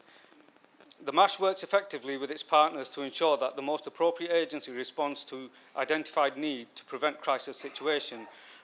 The Adult Referral Contact Centre, or ARC, Changing Futures, Early Help, Mental Health, IDVA, which is Domestic Violence, Children's Services, Greater Manchester Police and Adult Social Care operational teams. The Council recognises the additional pressures that families have faced due to the cost of living crisis and has strengthened the early support available in a variety of ways. Libraries and community venues in each of the 5 districts are hosting core services where residents can come for support, for help with a variety of issues, such as managing their money, mental health or housing. Council and partner services such as Citizens Advice and Tog Mind are working together to make support accessible in local communities. Full details are available on the Cost of Living We Can Help section of the Council website. Linked to this, frontline council staff have been issued with advice referral guides around different issues, one of which is services for children, young people and families, which help them signpost residents quickly to the right support. In addition, Council is establishing a network of 7 family hubs across the borough, which will offer one-stop shops for support for families and children of all ages. These will enable families to access the help and support they need to make sure their children are healthy, safe and looked after. For example, including baby wear sessions, midwifery, feeding support, play sessions, mental health support for new parents and much more. The Beaver Family Hub is already open and supporting large numbers of families with new services at Shaw, Spring Meadows, Medlock Vale, Stanley Road, Alexandra and the Central Library opening shortly to replace the existing children's centres. Full details of what support is available where to families is given on the Oldham Family Hub's website. Thank you. Councillor Ibrahim. Thank you, Mr Deputy Mayor. I am pleased to see the Council is successfully recruiting new social workers and that the Social Work Academy is going from strength to strength. Can you please give us an update on how we are working to retain social workers, which I know has been a real issue? Thank you. Again, thank you for the question, and you're right, this is a challenge for councils, authorities up and down the country. From a children's care, social care perspective, we have made significant progress in recruiting permanent social workers and team managers, as well as achieving a permanent senior management team. Over 90% of team managers will be permanent by mid-April, which provides much value stability that supports the retention of social workers. The recent workforce data, as at 30th January 2024, shows our turnover rate being 10.9% for qualified social workers. This is a reduction from 21.4% at 30th September last year. We provide a comprehensive offer to social workers, which includes a competitive salary with a retention bonus after 2 years, reimbursement of annual professional fees and career progression opportunities to senior social worker, advanced practitioner and team manager. The Social Work Academy delivers a strong learning and professional development programme as part of ongoing professional development, and we have developed clear career progression pathways. Newly qualified social workers have a protected caseload for 12 months, and due to significant investment into the service, social workers have manageable caseloads, with an average caseload of 16.4 at the end of February. We know from research and staff feedback that having stable management, providing supportive supervision and manageable caseloads are key factors to retaining social work staff. From an adult social care perspective, we continue to recognise retaining social workers is more important so the service can grow the workforce and ensure there are experienced, well-trained social workers with a clear career pathway. Adult social care offer extensive training joined up with Greater Manchester Social Work Academy. This training commences with the apprentice social workers, which then sees a move to the ASYE in the first year of a social worker career. After 2 years in the role, in the service offer the chance to progress to become an experienced social worker at grade 7. There's a lot more that we're doing to get that, but I think you get the gist. Thank you. That's the end of that section, so we now move on to education and skills portfolio.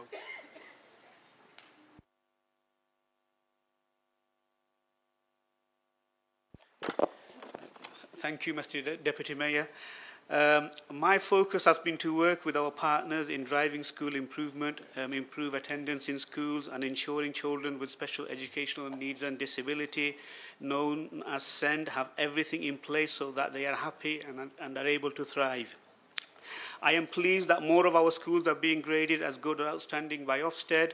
We have seen increased educational attainment across all key stages with significant improvement of GCSE grades within the free school meal cohort.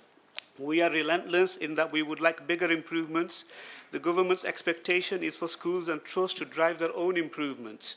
However, as an administration, we continue to challenge the system and drive these improvements, working in partnership with the schools. In addition to the routine meetings we have with the school's head teachers, recently the Council Chief Executive, Director of Education, my deputy and I had a lengthy session with the Chief Executives of the 15 multi-academic trusts that operate primary and secondary academies in the borough to see how we can drive further improvements. I have made it clear to them all that we need to see even bigger We need to see even better results for Oldham, and we intend to have these meetings on a quarterly basis. School attendance is a key in improving educational outcomes. Our offices are working very closely with schools to sustain good levels of attendance in schools. I recently visited Greenacres Primary School along with the Cabinet Member of Children's Services and Council officers to congratulate them on the pupils' excellent attendance. Also to learn best practice and share this learning with other schools. I also like to get a rounded view of what is happening in the educational space, so I was delighted when the Oldham National Education Union invited me as their guest speaker and to highlight their concerns around teacher recruitment and the underfunding in schools. I am also seeing pressures in my own education budget area.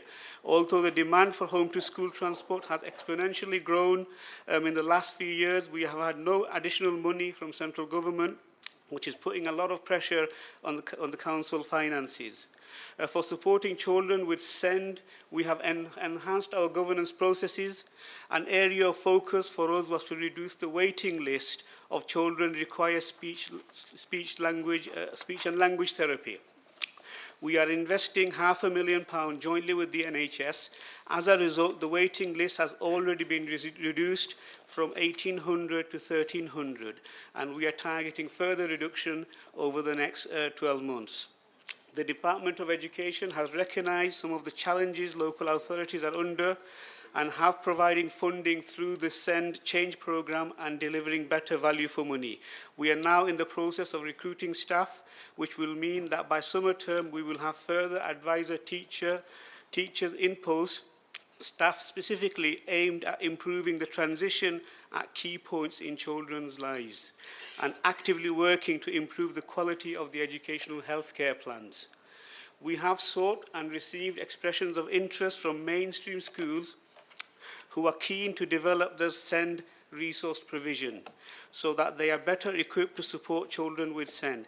This is brilliant. It will mean more of our children can be educated within the local schools, within their own communities, and without having to attend a specialist school. Cabinet will consider these proposals in June. Thank you, Mr. Deputy Mayor. I welcome any questions. Thank you. I again have prior notice of questions. Councillor Gloucester. Thank you, Deputy Madam. Deputy Mr. Mayor. Start again. Yeah.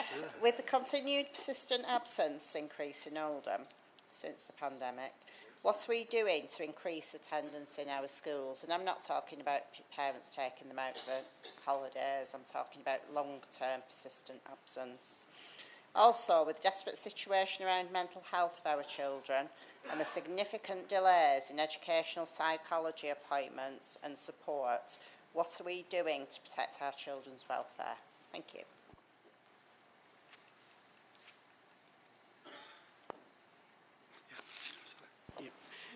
Thank you to Councillor Gloucester for your questions. In terms of just to answer the first part of your question in relation to attendance, I can tell you that the council officers are putting in a great deal of work to sustain good levels of attendance and improve attendance. We have weekly data analysis with national and local benchmarking. We have targeted support meetings and audits. We do positive communication and strategy with residents, and we are increasingly, continually having those discussions, sharing intelligence and data with schools to see how we can improve attendance. With the second part of your question in relation to mental health, increase in children, this is a national crisis across the country. And it is something, and I do believe, that the government needs to get a grip on. In terms of what we are doing, the health, we have health education and the voluntary sector work together to support mental health. Most schools have senior mental health lead within the schools. Within the local authorities, the mental health in education teams support schools, whole schools, and strategic approach to mental health. Thank you very much. Thank you. Councillor Harrison, Jay. Thank you, Mr. Deputy Mayor. I'm glad to see that Dame Christine Lenihan chaired the first Local Inclusion Partnership Executive Board last month. Can Councillor Ali give us assurance to the members that the Priority Action Plan is progressing and that we are addressing the needs of children with special educational needs and disabilities in the borough? Thank you. Thank you to Councillor Harrison for your question. I can assure members that the Priority Action Plan is progressing well and that we are addressing the needs of children with SEND. To have a national figure such as Dame Christine Lenihan chairing Oldham's SEND Executive Board have ensured that we have the independent scrutiny, support and challenge to further improve the outcomes for our children and young people with SEND. We have made a fast start to addressing the actions within our Priority Action Plan. Evidence of this is the joint funding package between the Oldham Integrated Care Partnership and Oldham Council to the Northern Care Alliance. Through this funding, we have jointly commissioned the Northern Care Alliance to reduce the backlog in speech and language therapy waiting list. At the time of the SEND inspection in June 2023, this waiting list contained of 1,800 children and young people. As of 31st of January, we have now reduced this to 1,300, with further significant reductions expected during the remainder of the year. Thank you. Councillor Bishop. Thank you, Mr Deputy Mayor. Students and staff continue to face unacceptable conditions at Newman College. The building's roof is in disrepair and the heating system is dangerously unfit for purpose. In January, Labour's own Lord John Hutton was appointed as chair of the new PFI liaison board. Concerningly, he recently commented that PFI contracts, like the one at Newman College, do represent good value. Meanwhile, children are being failed and are losing days of education, while those involved play the blame game and the school leaks like a colander. Does the Cabinet member agree that students and staff at Newman College have experienced the exact opposite of good value? And what is this administration doing to support Newman College with the spiralling costs and poor conditions they must deal with because of being locked into a bad contract?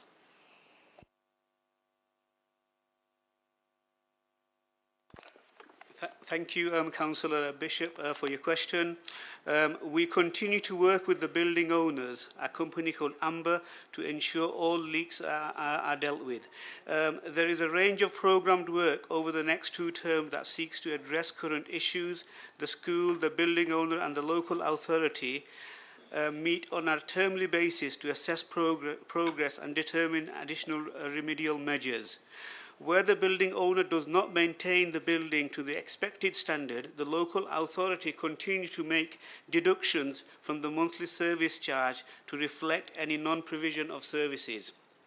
We also continue to work productive with the owners at both Radcliffe and Failsworth, who are our other 2 PFI contracts. Thank you. Moving on now to the health and social care portfolio. Thank you, Mr Deputy Mayor. You'll be delighted to know I've just got 3 very short updates on my existing report. First one in relation to measles. I'm pleased to say that the MMR vaccine is now available in all primary schools and is to be rolled out in secondary schools in the next few weeks. It's also available in nurseries that are attached to schools. We're also looking for locations for pop-up clinics, and we're doing that in conjunction with local communities. So in terms of the fee increase for care homes, that work is now complete and we're hoping to issue the fee rates for this next financial year in the next week. And finally, the ASC strategy, the Adult Social Care Strategy, is going to be launched at an event on the 21st of March. Thank you, Mr Deputy Mayor.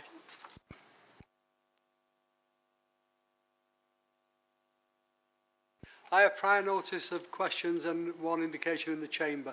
I'll take them in the order I received them. Councillor Charters.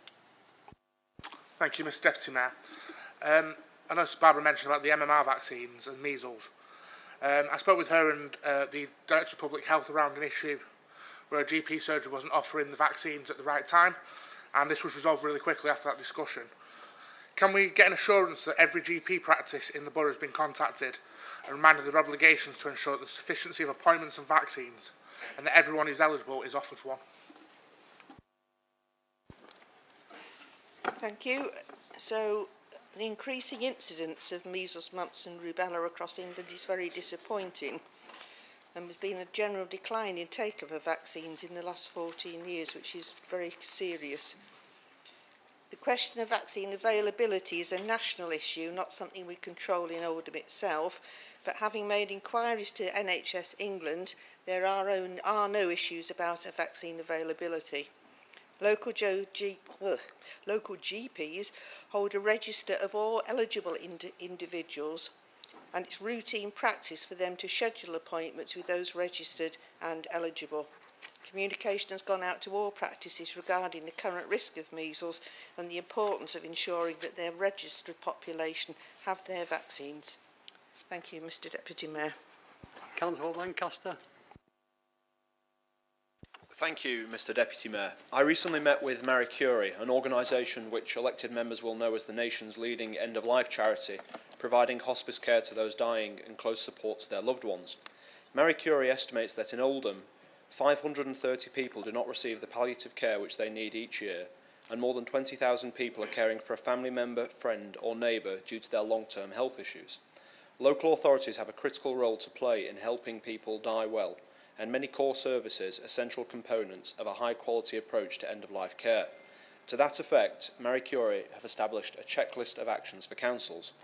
These requested actions include undertaking a joint strategic needs assessment for palliative care, ensuring eligibility for council tax support for those living with terminal illness, and encouraging schools and local employers to adopt better bereavement policies, amongst others.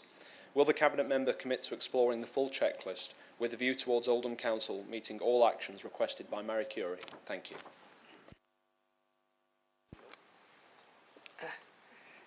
Thank you, Councillor Lancaster. So many of us are aware of Marie Curie and the great work the organisation does for people in difficult circumstances.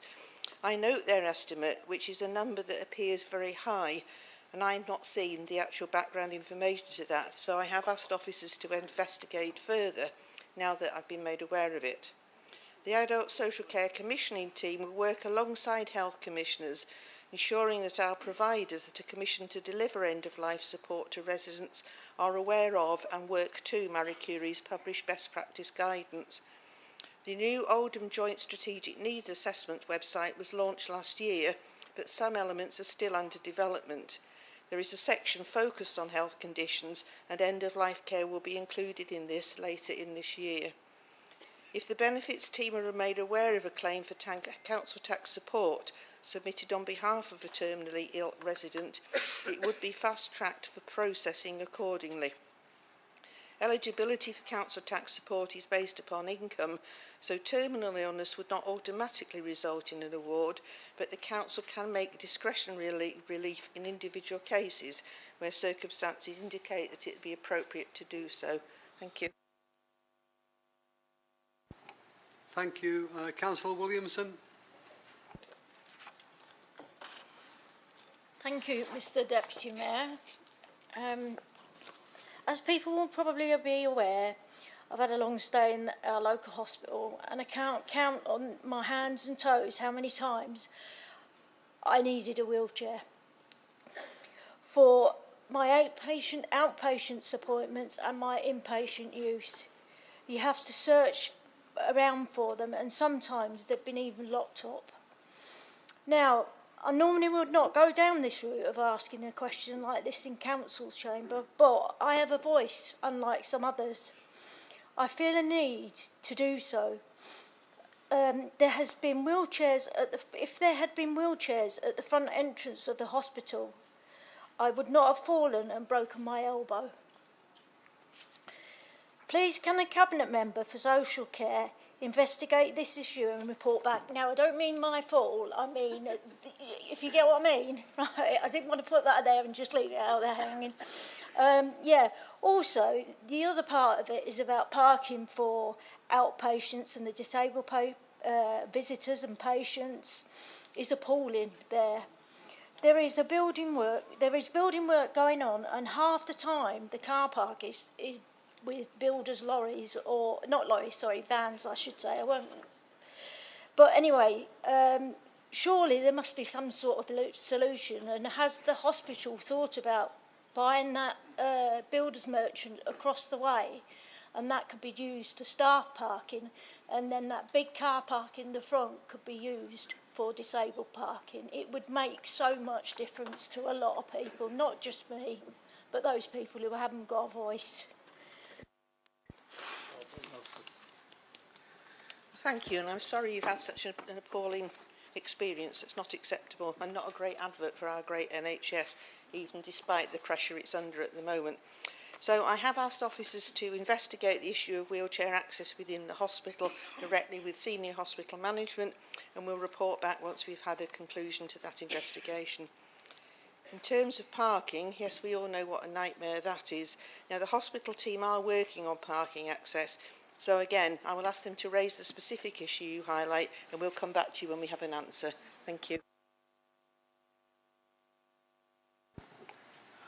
We've run out of time on that section, I'm afraid, so we now move on to Communities Culture Portfolio Holder. Thank you, Mr Deputy Mayor. I'll be brief. If I could just make 2 points, really. On place-based integration, we actually launched in February our face-based element of that, and what that means is that we'll have 14 venues throughout the borough where people can seek advice, information and be fed into services and into the hubs that are multidisciplinary across the partnerships. And I'm sure that once that gets around, it'll become extremely successful and very, very well used. The other one is the successful implementation now of the Lawn Tennis Association grant to refurbish the tennis courts in 6 major parks of the borough. The work started underway and will be well advanced and probably completed by the, well, if we ever get a summer, it'll probably be completed by then. So I'd just like to point out those 2 elements to the report. Thank you. I have one question, prior notice. Councillor McCann. Thank you, Mr Deputy Mayor. I would like to take this opportunity to thank Councillor Dean and officers for the work that has gone into the establishment of the partnership hubs. Given the range of services that are now available in the Chadderton Wellbeing Centre and eventually in other locations in Chadderton, it would be helpful if you could advise when we might see services being delivered from partnership hubs in other districts. Thank you. Thank you, Councillor McLaren. As part of our customer element of place-based working initiatives and our Residents First pledge, on the 21st of February we launched an enhanced face-to-face across the place-based integration hubs. 100 of residents turned up to that event at the Chadderton Wellbeing Centre, where we held an interactive marketplace for local volunteer groups, health, mind, citizen advice and many other organisations. We are bringing the right help to those people who need it on their doorsteps. To find out what offer is at each of the 5 district hubs, you can go to www.oldham.gov.uk. We can help. But the key locations in each district are the Failsworth Town Hall in South, in the east the Neon Community Centre, in the west Chadderton Wellbeing Centre, the central both Access Oldham and Oldham Central Library, and in the north hopefully coming in June or July when the new town hall opens, it'll be the Royton Town Hall. But as I've said earlier, there's help and information readily available at 14 venues, mainly based on our library and our library system. So we just hope people will take advantage of them, and the people then will be fed into the hubs, made appointments, and hopefully resolve any issues they have at a very early stage. Thank you. Councillor Marlam. Thank you. Thank you, Mr Deputy Mayor. I would like to ask the Cabinet Member about the community engagement activities. Since August 2020, there have been nearly 100,000 doorstep conversations with people across our borough, resulting in help and advice for those who are often isolated, vulnerable and in need. Much of this support is to give advice on housing queries, environmental services, where to access warm hubs and to our council helpline numbers. However, as a result of the recent budget cuts, contracts of engagement for this team will not be extended after the end of this month. The impact of losing this team was validated by the budget statement. There would be increased self-service and coordinated front door and improved triage process. I would like confirmation if this means there are no longer any engagement staff, and if so, how this can possibly have a positive effect on our residents. It seems to be that a reactive approach will now be taken, and this will be detrimental shortfall to many people's needs. Thank you for the question, Councillor Marland. Yes, it's unfortunate that we have to reduce this staffing, but the staffing isn't entirely going. I think there was 15 staff originally that was employed mainly through the issues around COVID and various other things, and they were on a temporary contracts. That staffing now has been reduced to 5 permanent staff, and 1 member of staff will work in each area. And that's why we have to emphasise that we possibly can't do the home visits like we used to do, but we're certainly going to work systems out that we actually make sure that people will get services, know about services, and that's why we're advertising very up front that services are available at every single library that we have, and other centres like in my ward at the Neon Centre, and certainly we wish we could, but obviously we have to make cuts and we have to make savings. So what we anticipate is that we will try to replicate as much as possible those services, but not certainly on the level that they previously were. Thank you. We now move on to the neighbourhoods portfolio. Thank you, Mr Deputy Mayor. I present the report for the Community Safety and Environment portfolio.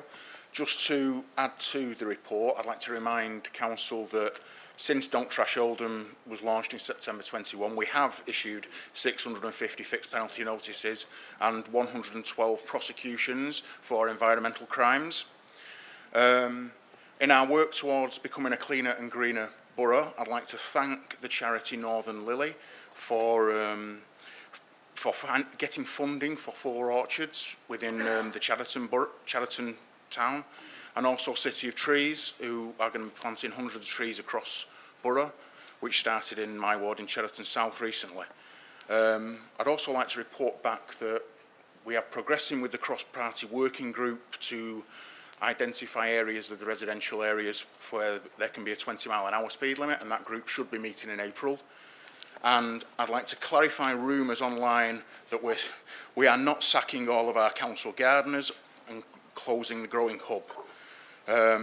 No park staff are being made redundant, and we are actively looking to redeploy any staff who are affected by the closure of the glasshouses. Happy to take any questions, Mr Deputy Mayor. Thank you. I have prior notice of questions plus 2 from the Chamber.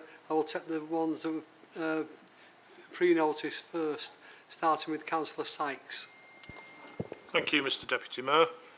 Mine's about Oldham Way. Businesses and individuals have suffered massively from the overextended works on Oldham Way that are now running months late. Could the Cabinet member responsible please let us know what assessment has been carried out for those works on Oldham Way and what impact it's had on businesses and individuals when the original timetable for the works was agreed? Could they confirm what additional assessment was made, since it is now 4.5 months of delays, still no finished date, and what impact that has had, and what actions have the Council taken to ensure this will not be repeated with future such schemes, and what are the consequences for the contractors for the delays on this scheme? Thank you, Councillor Sykes. The essential maintenance work on Oldham Way relates to the numerous structural supports which carry significant amounts of traffic every day, and it's over 40 years old. The Council was able to secure external funding via the Department of Transport for a £4 million grant to enable this major construction work to take place, and with respect to the completion timetable, the contractor has now completed all the required work on Oldham Way itself. The road has been fully reopened with all traffic management removed. Delays were caused due to unforeseen issues with corroded steel reinforcement and essential concrete repairs. Although surveys and assessments were undertaken before the work started, it was only when the areas were assessed directly that more extensive works were identified due to the age of the structures. As a result, further technical advice and testing was required to ensure structural integrity had not been compromised and the construction work could continue, ensuring health and safety was maintained for the construction team and members of the public. The need for additional work resulted in delays and the timetable was extended. Additional information beyond the dedicated page on the Council's website on moving timescales has been relayed regularly to residents and elected members, and we will continue to ensure this happens. Councillor Hussain A. Thank you, Mr Deputy Mayor.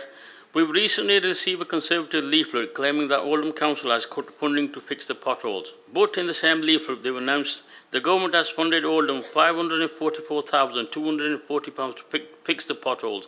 Can Councillor Goodwin explain this confusion, please? I certainly can, Mr Deputy Mayor. Oldham Council has spent more on fixing potholes since the start of April 2023 in comparison to the whole of 22 to 23, and we continue to invest in the road network to ensure it is suitable for use. It is also correct that the Council was awarded £544,000 through the City region, and this was spent in accordance with our maintenance programme.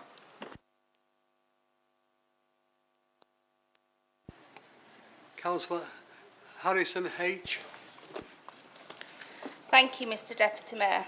The figures in the report about the number of rat and mice sightings are staggering. The report says these numbers have doubled. I'm really grateful that this Labour administration has decided to make pest control a free service and is set to continue with this service with this year's budget. However, can Councillor Goodwin just expand on the work that's going on with United Utilities to increase sewer baiting? Because I think this will help bring the numbers inside people's homes down too. Thank you. Thank you. I think it was a great sight to see my predecessor make the combat of rats and mice and pests free to residents for the health risks that they incur. But the Council's pest control team has seen significant demand since that free service was introduced, as the report states. And in order to address the problems caused by sewers, the team continues to liaise with United Utilities to ensure we work closely to address the problem of rats. As part of that process, the Council has been given £12,500 to undertake sewer baiting, and this is being done by our pest control team. Further meetings with United Utilities are planned to determine if further funding can be secured to expand the sewer baiting. We have time for one more question in this section. Councillor Ray. Earlier in public questions, there was a question asked about gang-related violence in Failsworth. Neither myself or my colleagues have heard anything about this, and we have a very good relationship with the local neighbourhood police. We were just wondering where this has come from, and we noticed that the person who asked the question is rumoured to be a candidate to stand in Failsworth. So I think scaring the residents as part of his electioneering is quite disingenuous.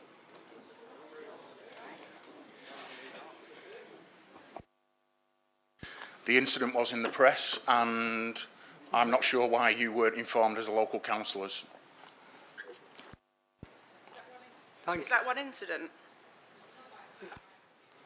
We're moving on now, so we're moving on to the next section, which is Business, Employment and Enterprise Portfolio Holder. Thank you, Mr Mayor. I'm going to be briefer than my colleague Peter Dean. Move the report as printed, Mr Mayor, and I particular questions, if any. Okay.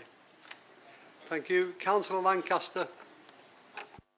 Thank you, Mr Deputy Mayor. In recent months, I've received a small handful of representations to promote a plant-based treaty for Oldham, and I'm sure other elected members may have also. I've discussed this with the Countryside Alliance, and I share their support for farmers. The agricultural sector should be celebrated for its great contribution to food sustainability and security, employment and the economy, and to all communities, urban and rural. Furthermore, farming must be part of the solution to climate change. For example, purchasing of homegrown produce reduces food miles to our dinner tables, and shopping locally is environmentally friendly. Can I invite the Cabinet Member to reject the harmful approach of plant-based advocacy and confirm that Oldham Council recognises the immense importance of farming? Can I further ask the Cabinet Member to commit that, where possible, all food and drink provided at Council-organised events is sourced from local suppliers and ensures dietary choice by including meat and dairy alongside vegetarian and vegan options? Thank you. Thank you, Mr Mayor, again, Deputy Mayor rather, and thank you, Councillor Lancaster, for your question. Can I start by saying that our agricultural sector is an important part of Oldham's economy and community identity. Our farmers are not only providers of food, but also custodians of our rural landscapes and important contributors to our local economy. We believe that any environmental initiative should recognise the importance of local food production and support the livelihoods of those who produce our food. We also understand that some of the farmers are exploring alternative land uses, including converting parts of their land into different plant-based ecosystems. inclusive of tree planting. Such changes can have significant environmental benefits, including enhancing biodiversity, aiding in carbon capture, and preserving natural habitats. We are supportive of all these initiatives as they align with broader our environmental goals and contribute positively to the ecological health of our town.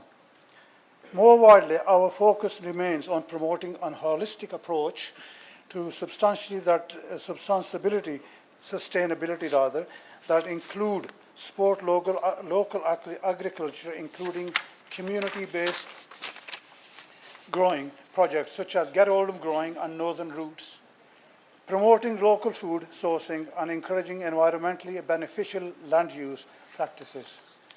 It is crucial that any action we are inclusive, supportive, not only global environmental goals, but also the economic and social well-being of our local community, as well as developing local supply chains, Mr. Deputy Mayor. The Council is committed to the wider sustainability of the borough and the protection of our environment via Oldham Green New Deal strategy. As a borough, we have set out ambitious targets to be net zero by 2030. With a number of projects actively in delivering, including new town centre low carbon heat network and a solar farm at Wrigley Head in Failsworth. At this stage, we do not have any plans to move forward with the plant-based treaty, but I can confirm that we are committed to ensuring that Oldham is a true.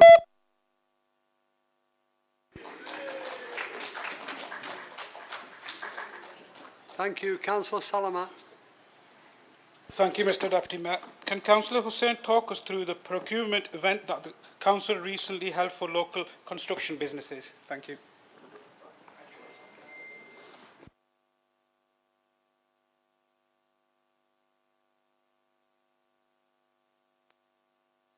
Great of you, Deputy Mayor. Thank you again.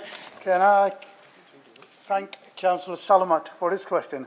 I actually hope that the construction procurement event held recently will be the first of many sessions aimed at unlocking opportunities across the range of sectors where the leader attended, and it was heavily attended by the local businesses, which I was pleased to see. The overarching aspiration is to help our local businesses grow and flourish while seeking to keep Oldham Pound within our town, Oldham. The event itself included a number of organisations, including Oldham institutions, and some of our construction partners where current and future opportunities were presented. The session also helped to share information with businesses on how to access these opportunities, Mr. Deputy Mayor. The event was complemented with Marketplace, which provided a networking, one-to-one discussions and the ability to find out more about the business support that is available from the growth company. A key objective for me personally from the event was to understand some of the barriers that are faced by our businesses, Mr. Deputy Mayor. I very much look forward to working with our businesses and remove these barriers and maximize the opportunities where possible. Thank you. I was just trying to save time by not calling you. Quite okay, Mr. Councillor Kenyon. Thank you, Mr. Deputy Mayor. Can the responsible Cabinet member tell me which was the elected member who signed off the outline plan that will result in the new theatre and replacement for the Coliseum, changing from a production theatre to a performance space? That isn't the portfolio. It's not part of that portfolio. Sorry. So it's not Councillor Peters, but I'm happy to provide Councillor Kenyon a written response if that's helpful. Thank you. Moving on now, Finance and Corporate Resources portfolio. Thank you, Mr. Deputy Mayor. My report is on page 119 to 120. I'm just going to touch on a few points, if I may, Mr. Deputy Mayor, in addition to the written report. So the finance report, as you know, that at the last council meeting we approved a balanced budget. I have to also report that there is a £16.64 million in-year pressure, and if we can't find money to meet that pressure from elsewhere, then we will use the reserves. And after using the reserve to meet that in-year pressure, we will still have £43 million at the end of the financial year. So beginning of April 2024, the Council's reserves will be standing at £43 million. In terms of revenues and benefits, so the question earlier about council tax collection, we do everything we can, Mr. Deputy Mayor, to increase council tax collection. And one of the things we are doing is actually installing a piece of software called GovTech, which will help to automate back office functions, and that will enable staff to focus on delivery of council tax collection. And I'm pleased to say the first phase has been implemented, and we're of course to implement second phase this month. In relation to customer services, I'm pleased to announce that the Access Oldham is scheduled to open in the new Spindles from May 2024. Obviously, it will be a great one-stop service for all council services, and I'm really looking forward to that. In relation to the place-based hub that Councillor Dean has been talking about, I went to a few of them opening. It's been absolutely fantastic. I want to congratulate Councillor Dean and his team for making that happen. I'm asking everyone in this chamber and everywhere else to actually use those local services to access council services, because they are really important and they will serve the local community well. In relation to another wonderful service that we've launched last month, Donate Oldham. So this is a gift program for devices for people who can't have devices to access online services. They can be borrowed or given to people who need it through the library service. We're hoping to give 500 units at least each year.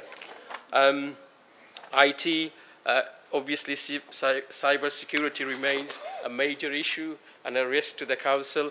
We're doing everything we can to make sure the council's IT systems are protected, and will continue to invest in relevant technology to protect our systems. The procurement has already been talked about. The Green Summit, I think there's a question later on, so I'll deal with that later. But in terms of the Green Network Fund, so I'm delighted to announce, Mr. Deputy Mayor, that we received in total £10.2 million for our green projects. So £8.7 million for the low carbon district heating, which is going to be serving the residents and the business is in the town centre. We hope that will be operational by 2027. And it's going to be one of the first project of this kind anywhere in the country. And I'm extremely grateful that the government has recognised that we have a vision to take this town forward, and our plans stand up to any scrutiny, and we're getting £8.7 million. Yeah. Thank you, Mr. Deputy Mayor. Again, I have prior notice of and also members from the chamber. So we'll start with Councillor Hamblett. Thank you, Mr. Mayor. This is in regards to the Christmas payouts. The £60 payout at Christmas turned out to be a bit of a failure and a fiasco. So can I ask the Cabinet member to update the Council regarding last Christmas households support fund vouchers, with confusion about how they were used, a run at the tills, and shops being equally confused as to how these vouchers were offered. Some residents have still yet to be paid. So can the Cabinet member respond by letting our residents know when this mess will be sorted? Thank you. Yeah, thank you. Sorry.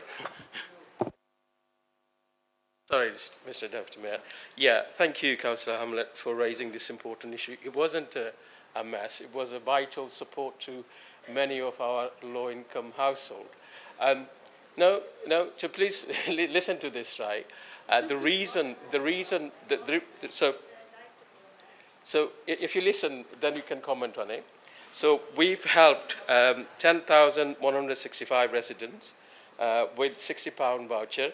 And the people who were selected were people, carers in receipt of council tax reduction scheme, disabled residents in receipt of council tax reduction, household benefit claimants who were not in receipt of council tax reduction. So what happened was that in the past we have used the post office to make those payments. This time we decided to go with a pay point because there are more pay points outlets within the borough. That was the reason why it was done. Now, I know there were some initial problems with it, and we try to resolve it as soon as we can. And the point is this, Councillor Hamlet, that you could have raised this. This was done more than 2 months ago. You could have raised this before if there was a real issue. I have no problem you raising it now, but other colleagues have raised it, and anything that come to my desk, Chair, I can assure you that that was dealt with immediately, and people got paid straight away. There was cases where we had to issue a new letter with a barcode, but when the new letter was issued, the recipient actually got the payment straight away. So we are now still saying this, that if there is any resident who they think that they qualify for this payment, please contact us. We will assess your eligibility, and if you do meet the requirement, a payment will be issued. And anybody who hasn't been able to cash their voucher, please contact us. We will issue a fresh voucher. Thank you, Mr. Mayor, Deputy Mayor. Councillor Murphy. Thank you, Mr. Deputy Mayor. I'm concerned that staff morale is at an all-time low, with stress levels through the roof. Oldham Council staff do a fantastic job for us in very challenging times, and the majority of us really appreciate everything they do. Cuts and the way some of our staff are treated by certain elected members and some members of the public is disgraceful. Oldham Council, for some, has become not a nice place to work, with members leaving or retiring early. In a recent staff survey, there was not one question in relation to elected members. How can that possibly be right in an elected member-led council? Where was the mechanism to say how right or how wrong an elected member got it? Why wasn't there a section on elected members? Can the leader or cabinet member provide assurances that when an elected member does get it wrong and a member of staff raises concerns, the staff member will be fully supported from the line manager right up to executive director level?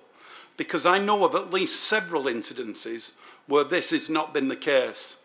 The Code of Conduct is not just a tool for members of the public to make a complaint, it's there for directors too, who should be leading by example and following it right through to the end. And is there a plan in place to get staff morale back up where it needs to be? Thank you. Yeah, thank you, Mr. Deputy Mayor. Thank you, Councillor, for your question, Councillor Murphy, for your question. Look, our workforce do a fantastic work every day for the resident of this borough. And I want to place on record my thanks for the work they do daily. It is really important that we all appreciate the work they do. And, you know, during the austerity period, we've actually lost 1/3 of our workforce. And in some cases, the demand has actually grown. So the work that our staff are doing are really valuable, and we all ought to appreciate that. Look, the survey is done in line with good practice to make sure that we have maximum engagement with the staff to understand what's going on with the workforce. You know, the staff survey is focused about hearing and understanding the workforce view on the council through a series of targeted questions and free text box answer. Any staff raising concern through the survey or in general about elected member, this would be addressed by the monitoring officer through the standard member protocol. The staff should fully support by the line manager and all senior officers to the raised concern in an appropriate manner and be supported through the relevant processes. And I would say this to you, Councillor Murphy, that if you got any issues that where you think there's an issue between elected members and officers, then please raise it with the Chief Executive, because we do need to address those, both for the members' sake, but also for the staff's sake. So I'd invite you to please, if you've got any specific issues, raise it with the Chief Executive, Mr. Harry Cattrall. Thank you. Thank you, and watch this space. Councillor Shah. Yeah, Councillor Murphy, I'm really glad you raised that. I know some members are really aggressive towards our staff, and it's absolutely unacceptable. And that's why you're hearing the heckling, because they know exactly who they are as well.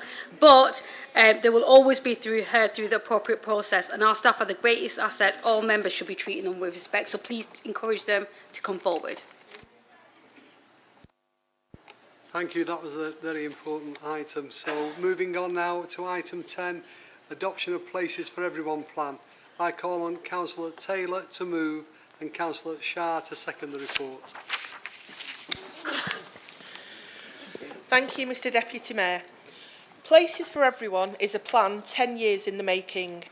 It has been through multiple rounds of public consultation before being submitted for independent examination in public by planning inspectors.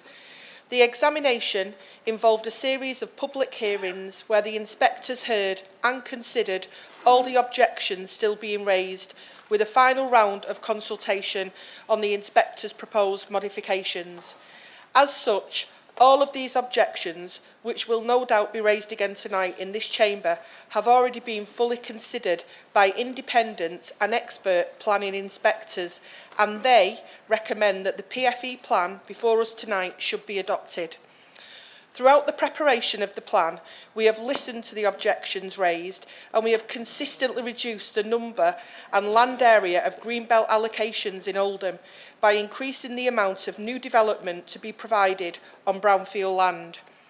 We have done this through increasing opportunities for residential living within an Oldham town centre as part of our Creating a Better Place programme, earmarking opportunities for new homes such as redundant and underutilised mills identified through the mill strategy, and we have also included council-owned assets such as former school sites for development. Therefore, no matter what you may hear to the contrary, here in Oldham, PFE is a brownfield development-led plan, with over 80% of proposed new development in Oldham to be built on land that is not currently within the green belt. We have maximised the use of all available brownfield land, and we are only releasing enough greenbelt land to ensure we can fully meet our housing and employment needs. By bringing forward these new brownfield sites and maximising others, we have released or reduced 7 greenbelt sites across the borough since the original plan. That is everywhere from Chadderton to Royton to Saddleworth and Failsworth. That means these sites are better protected because of the work the council has put in. We have removed the Kingsway South allocation, High Crompton Broad location. We have removed the Hanging Chadder allocation. We have removed the Bardsley Vale allocation. We have removed the Spinners Way Alderney Farm allocation. We have removed the Thornham Old Road allocation, and we have removed 2 allocations in Woodhouses. We have also reduced the size of what is now the Stakehill allocation, the Tewbrook Vale allocation, and the Coal Pit Lane allocation. But in addition to this, every member in this chamber has had the opportunity to bring forward more brownfield sites over the past 10 years. If there was a magic solution to meet the numbers government have given without the need for greenbelt, or if there were hidden brownfield housing sites yet to be identified, the very members opposing this finished plan could have brought them forward, but they didn't, and they didn't because they don't exist. So anything that is said tonight is simply too little too late. And planning is important because we can't just wish homes into existence. We have a duty to deliver the homes that our residents so desperately need while protecting the borough from uncontrolled development. Fundamentally, Places for Everyone is the best way to maximise the delivery of affordable housing in Oldham and address our housing crisis. It is the best way to provide essential new opportunities for business, and it is the best way to offer planned protection for the environment that we all cherish so very much. Thank you. Councillor Shah. Thank you, Mr Deputy Mayor. In seconding this report, I just want to echo everything that Councillor Taylor said, but I also want to put on record my thanks to their officers that have worked really, really hard in the years getting the best outcome they can for Oldham through the Places for Everyone. Oldham is in the middle of a housing crisis, and this council declared one at the end of last year. And as Councillor Taylor spoke earlier about during her portfolio report, we've held a roundtable meeting and our partners in the housing sector and the first of our task force meetings, which is a step towards addressing that crisis. It would be really irresponsible of us to reject this report and failing to adopt places for everyone. Others might try an electioneer on this issue, but this Labour administration is concerned about doing the right thing for Oldham and the future of our borough. It's easy, Mr Deputy Mayor, to shout from the sidelines when you're in opposition because there is no need to actually come up with any solutions, which is where we are now. Not one of those on the opposition seats have had a magic bullet that meets the government's housing target using brownfield sites. If they did, they would have brought it forward, or at least you'd hope so. This Labour administration is getting on with governing and making the right choices for Oldham for today and for tomorrow, and we're proud of that. Thank you, Mr Deputy Mayor. Thank you. We have an amendment. I call on Councillor Sykes to move and Councillor Amandani to second the amendment. Thank you, Mr Deputy Mayor. I'm very pleased to propose this amendment about the Places for Everyone strategy, which I think will do nothing to tackle the housing crisis in Oldham that we've heard about earlier. Expensive luxury housing on our green belt, 10%, from the words of the Deputy Leader, is not the answer for our families and young people struggling to get onto the housing ladder. The strategy fails to deliver new infrastructure investment to support the homes it aims to build. No new investment in roads, watered down and removed from the proposals. No proportionate contribution to healthcare services, removed or watered down in the report, and no new school places. Taking the right approach to development requires hard work, and to get the right developments in our ex-industrial heritage buildings and to achieve the right mix of social rents as well as starter homes. But Labour seems not prepared to do the hard work. Labour have tried to blame the government's out-of-date housing targets. But the Minister has now ruled those out of time and no longer valid some time ago. And that's why 50 councils have paused their local plans to take breath, to have another look, something we asked for, but it was rejected. Labour have taken the easy way out. They're handing a blank cheque to developers who will destroy our greenbelt, and once it's gone forever. Just take a look at Durka, and apologies to councillors for that patch. Subject to housing market renewal nearly 2 decades ago, there are still vast tracts of former housing land that are just empty and an eyesore. Why is that not being developed before you go and release greenbelt land? Why isn't it being developed as we were promised when those houses were demolished 20 years ago? I'll tell you why, because green land is cheaper and easier, and it's just not good enough. We should remove ourselves from Places for Everyone once and for all, do the hard but necessary work to create a local brownfield first strategy, truly affordable homes, in the places people want to live, and stop being Greater Manchester's poodle on this matter. Point of order, Mr Deputy Mayor.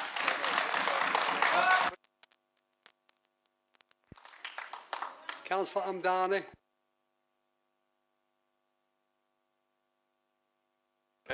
Sorry. Thank you, Mr Deputy Mayor. I'm rising to second this amendment. Councillor Taylor, you said that the Inspector said that this policy should be adopted. The Inspector assesses it against the criteria that was set out as to say whether it's illegal or not. It's not a judgment on whether something is right or wrong, and that's based on the principles on which the plan is based. And what I would argue is the principles on which the plan is based are wrong, and that is why I believe it should not be adopted.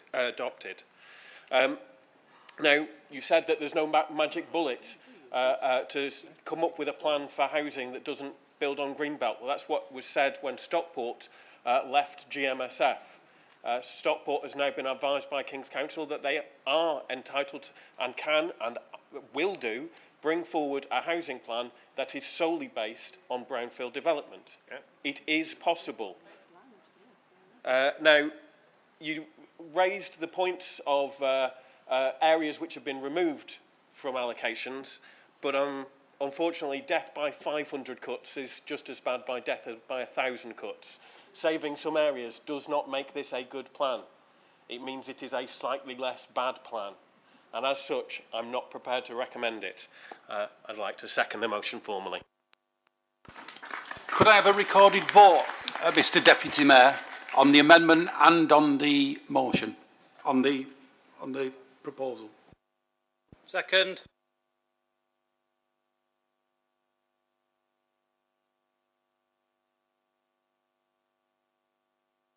No, I will ask, do any members wish to speak on the amendment? Councillor Dean. Thank you, Mr Mayor. I do find that some of the rhetoric that we've seen, as an example, Dirk is not being built on. That's not right. There's already properties being built and there's already developments in place. And we look at other brownfield sites, look at all the Pitnell sites where there's 380 houses being built.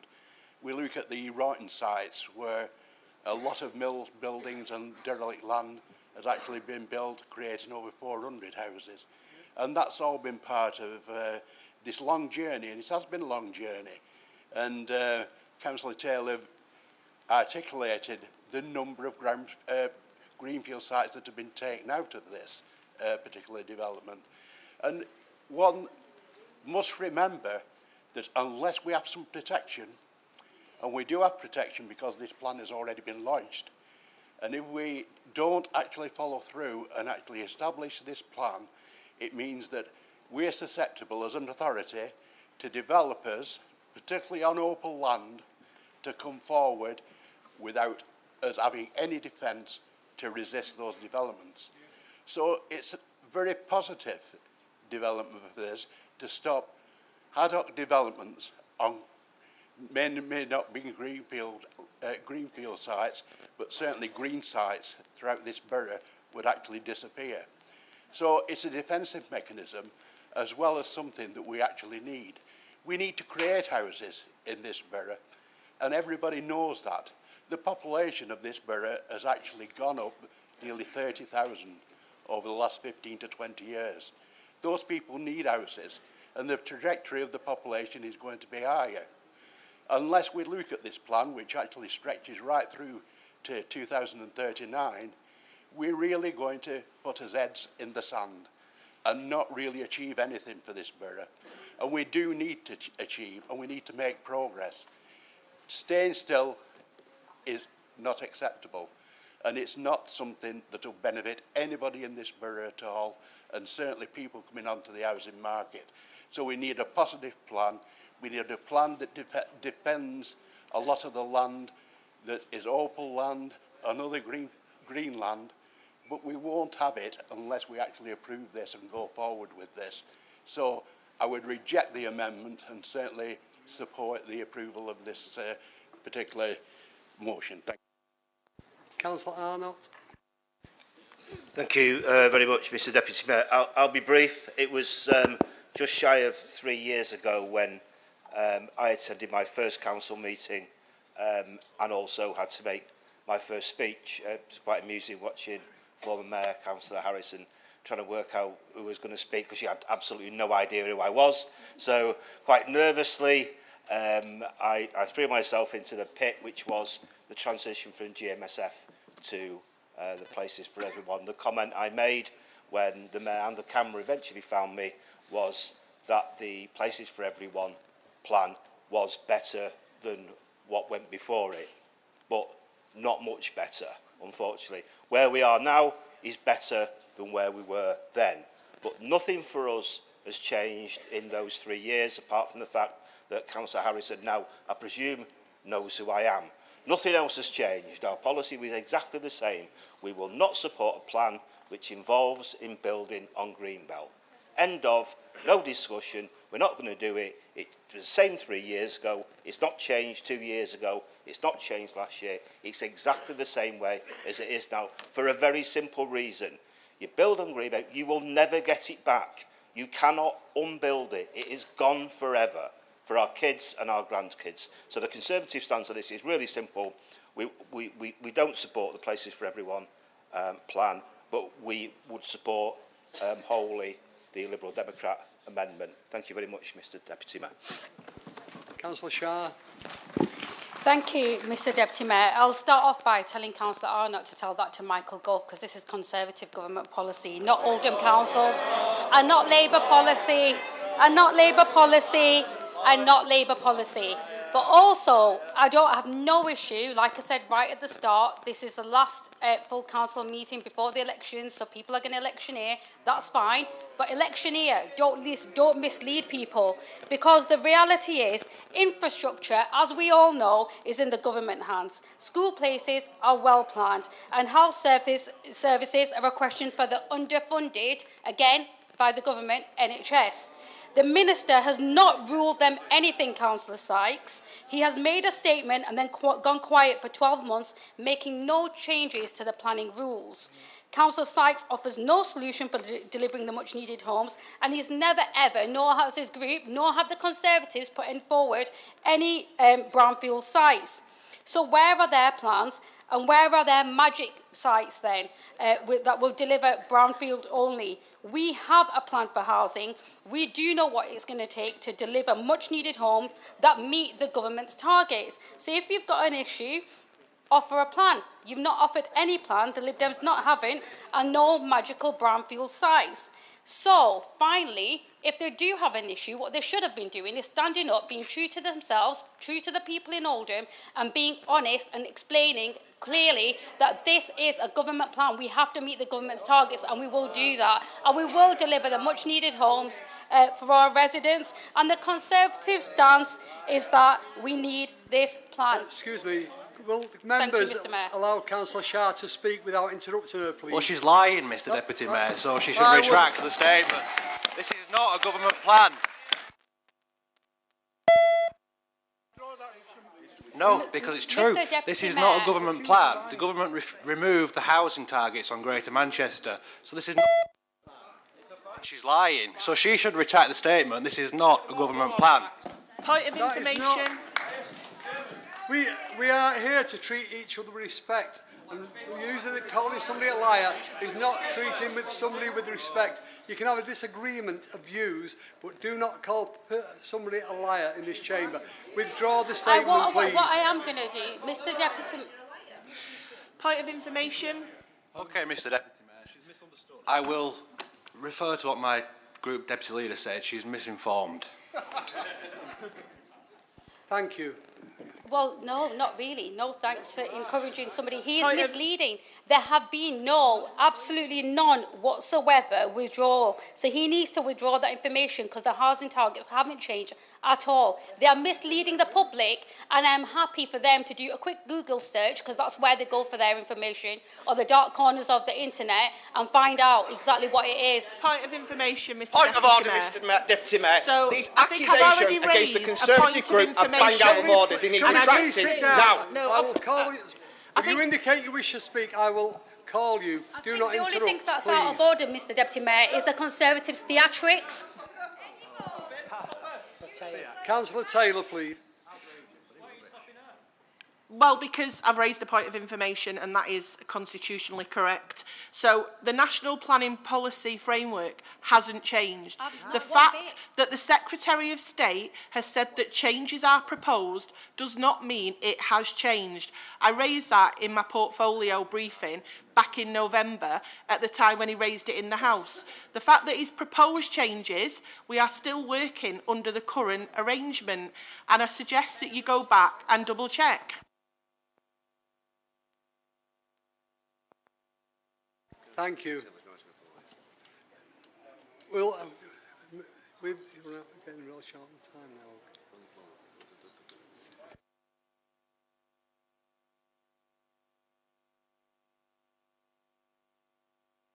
Councillor Brownridge. Thank you, Mr Mayor. I'd just like to put in a little plea for employment land. The number of brownfield sites in the existing employment use are rapidly being redeveloped, quite understandably, for residential purposes. They're usually not very appropriate for modern industrial uses, particularly because their access is normally substandard for modern vehicles, and they're often very close to residential properties, which causes issues of noise and restricts their hours of operation. We therefore need to identify land where we can provide employment opportunities for our residents.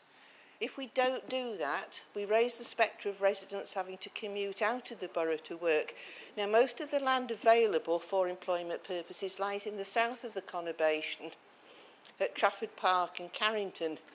And I put it to the House that it would be quite difficult for residents, particularly in the Shaw, Royton, the Chadderton areas, to actually reach those sites, certainly by public transport, and even by car, with the state of the M60 already incredibly congested, and putting more traffic onto that route wouldn't be desirable. So the Places for Everyone was advised that it had to adjust to make provision for employment across the whole conurbation. And the obvious place to do that for Oldham was to develop existing industrial sites, and Stakehill is obviously the one that affects Chadderton. The issue of developing Stakehill means that it take advantage of the existing infrastructure. It has decent road access, it doesn't impinge on residential property, and it will allow opportunities to create new employment provision in the future. Now, and obviously that's been picked up by the Atom Valley proposals. I would remind everybody this is a 30-year strategy, so that doesn't mean that development in this area will necessarily start in the short term. And it also means that the fact that Stakehill is currently comprised almost wholly of warehouses isn't what's going to happen necessarily in the future. The proposals being put forward are for all types of employment use, and the objective of the plan quite clearly is for high quality jobs rather than purely for warehousing. If we don't make that land available, we cannot get the inward investment into this borough to provide proper high quality jobs for the residents in the future. And on that basis, I do not support the Liberal amendment. Thank you, Mr Deputy Mayor. Thank you. I will take one more speaker, Councillor Hinds. Yes, thank you, Mr Deputy Mayor. First of all, I'd like to give my sincere thanks to Councillor Sykes for proposing a viable alternative to this, land grab.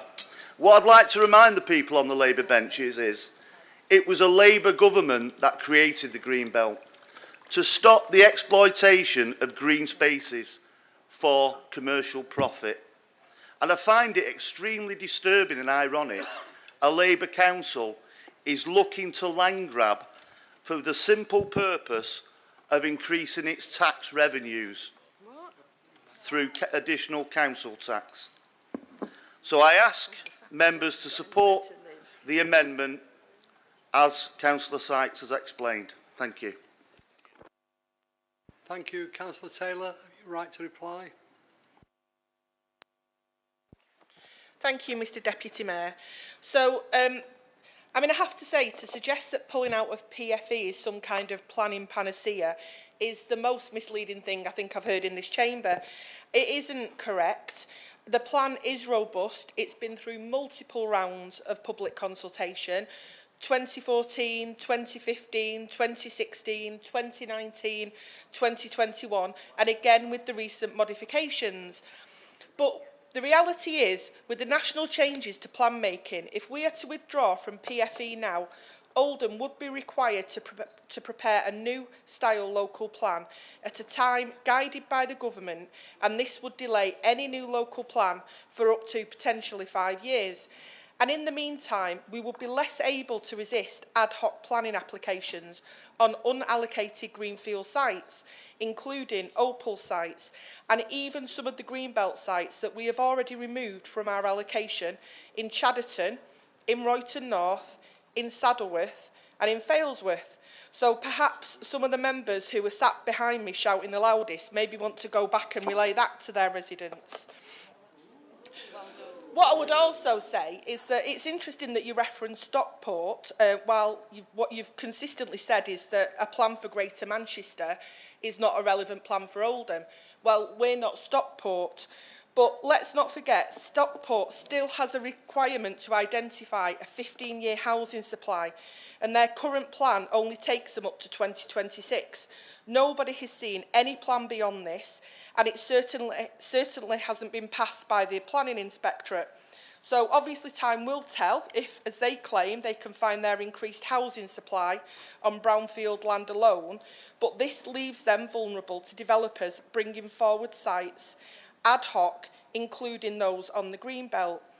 Now, personally, whatever's said in this chamber tonight, this is a gamble to not actually support this report, and I am not willing to gamble with Greenbelt. It is a bet too far. I also think it's really disingenuous to continue to share misinformation when you know it's misinformation. And using terms like land grab, it's just trying to create a mindset that actually what we're trying to do is mass build on the Greenbelt when we have spent the last 10 years doing everything that we can to mitigate how many houses go on Greenbelt land. In terms of the infrastructure that you talked about, the suggestion that some of this has been removed is just not true. What has happened is that the inspectorate has removed policy repetition, but the infrastructure requirements that were in the plan before have not been removed. In fact, having PFE and its allocations puts the council in a better position to access funding to provide the necessary infrastructure that you're talking about. And obviously the infrastructure that is already in the government hands that Councillor Shah talked about. Again, changes to the National Policy Planning Framework that again has been mentioned tonight.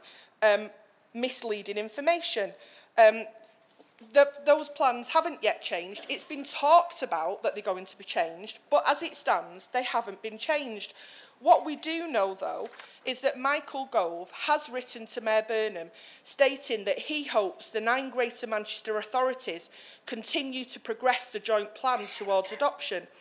And so personally, I'm not going to hang my hat on some false dawn and wait to see if this government brings changes forward in a format that you're suggesting they're going to. So, in summary, no, we won't be supporting this amendment because it would actually put the borough's Greenbelt and environment at greater risk, all whilst making the housing crisis worse. So, we're not going to listen to the rhetoric and we will just move to the vote. Councillor Sykes has a right to reply. Thank you, Mr Deputy Mayor. Well, at least we've had a bit of a debate, which wasn't your plan, was it, putting it on at the end of the agenda? And thank you for moving it a bit further forward. I'll deal with the most sensible contribution we've had to that debate on the side of people opposing it, and that was from Councillor Brownridge, which is about the issue of high-quality jobs. I'm old enough and have been in this chamber long enough to remember exactly the same debate about Kingsway. Go and have a drive round it. There's some wonderfully large sheds that employ 10 people in warehousing jobs. Because the problem we've got in terms of Greater Manchester strategy is that's what they think we should have in Oldham and Rochdale, while they keep the high-powered, quality jobs in Trafford and in South Manchester. And Places for Anyone doesn't do anything to address that, and I'll guarantee whatever people are saying about Atom Valley or whatever else, it'll turn out like Kingsway. Don't get me wrong, we need jobs like that. It's very important on a relatively unskilled town like Oldham that we have reasonably well-paid blue-collar jobs. I accept that, but let's not get ourselves hung up that high-quality jobs are going to be created as part of this plan. They want this to be the residential and commuter land for where that existing is around Trafford Park, around Trafford in South Manchester, and that's what this plan will do. But at least it was an attempt to have a debate, and I'm like you, we do need to make sure there is some land for jobs of whatever nature they might be. To deal with some of the other comments, I think from Councillor Shah, never ever, it's not true. We have responded to this consultation on every single occasion. It's a matter of public record. We've suggested different approaches and we've suggested sites. So it is at least disingenuous to say we have never ever put forward, because we have. And we've done it repeatedly, and it's a matter of public record, and we did it when the last most recently when the last consultation finished a few weeks ago. So we have said there is an alternative to it. And the point is, That's somebody who used to be a former baker. If you make something and it's not right, keep putting it back in the oven and pulling it out. Doesn't make it right, it's usually just a bit better. And then you put it back in again and pull it out. The point is the starting premises for what was GMSF, that's now Places for Everybody, is wrong. So if you start from the wrong place, you'll never get to the right place about what's best for this borough. I can remember when I first got elected raising things about what was then the local development plan before that, and they all said, well, these are issues that should be raised. The die's cast now, councillor, and it's going to be like that for 10 or 15 years. So make no mistake, all the way through this process, myself and my colleagues have challenged, raised and offered an alternative. If you don't want to accept it, that's fine, that's democracy. I accept that, but don't say we haven't done our job. Because I don't want to sit here in 5 years' time or explain to other people why we've got a bunch of other sheds and a load of warehousing jobs and a load of houses and the plan isn't good enough for Oldham if we didn't do that. So that's why we've done it this time. That's why I'd urge you, council, to support the amendment. Oldham and this borough deserves better than this. That's why we should throw it out and have our own plan, just like a large number of other local authorities are doing. Why shouldn't we? Thank you. Proposed recorded vote. Does council agree with the amendment? A recorded vote has been requested. Councillors, please indicate for, against or abstain. Councillor Adams. Councillor Akhtar. Councillor Al-Hamdani. For. Councillor Ali. Against. Councillor Arnott. Councillor Ball. Councillor Bashforth Marie. Against. Councillor Bashforth Stephen. Councillor Birch. Against. Councillor Bishop. Councillor Brownridge. Councillor Byrne. Councillor Jarters. Councillor Cosgrove. Councillor Davis. Councillor Dean. Councillor Fryer. Councillor Gaffor. For. Councillor Gloucester. Councillor Goodwin. Councillor Hamlet. For. Councillor Harkness. Councillor Harrison Holly. Against. Councillor Harrison Jennifer. Councillor Hintz. For. Councillor Horbin. Councillor Hurley. Councillor Hussain Aftab. Against. Councillor Hussain Feeder. Councillor Hussain Junaid. Councillor Hussain Sajid. Councillor Ibrahim. Councillor Iqbal. Councillor Irfan. Councillor Islam. Councillor Jabbar. Councillor Kenyon. I join Councillor Akhtar in voting for. Councillor Lancaster. Councillor Malik. Councillor Marland. Councillor McLaren. Councillor Moores. Against. Councillor Murphy. For. Councillor Mushtaq. Councillor Nasheen. Councillor Quigg. Councillor Ria. For. Councillor Salamat. Councillor Shah. Councillor Sharp. Councillor Sheldon. Councillor Shuttleworth. Councillor Serjan. Councillor Sykes. Councillor Taylor. Councillor Wahid. Councillor Williamson. Councillor Woodvine. For.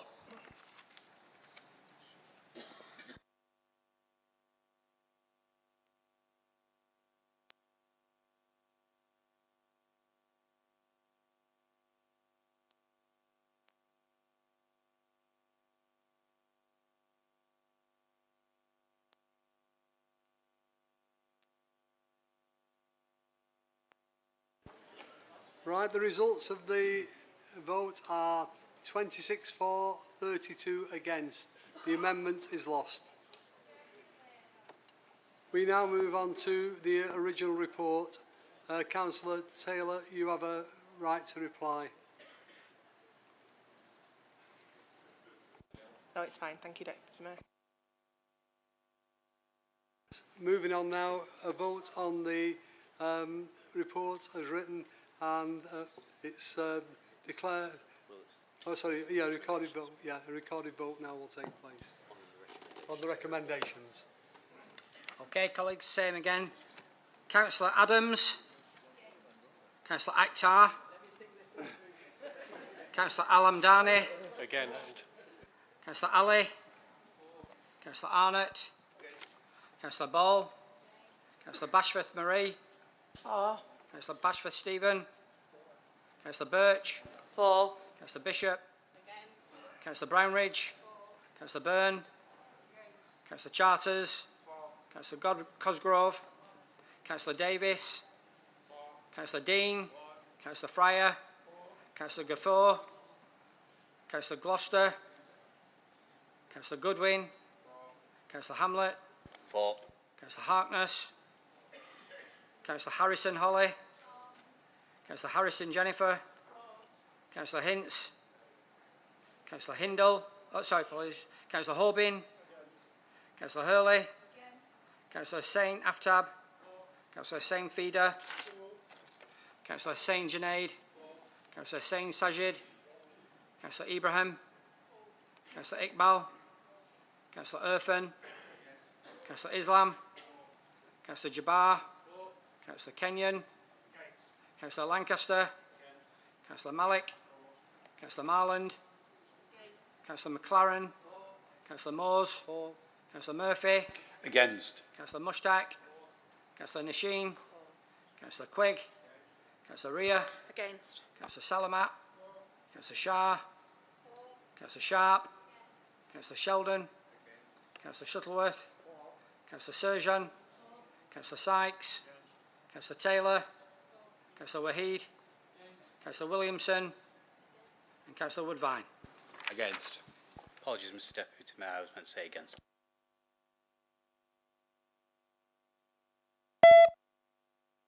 Meant to say against.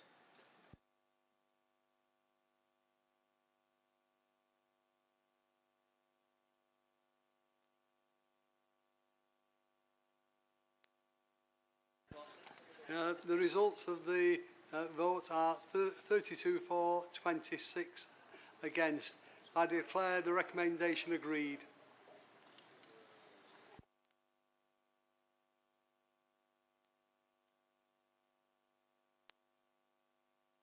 Yeah, by that's the recommendations agreed.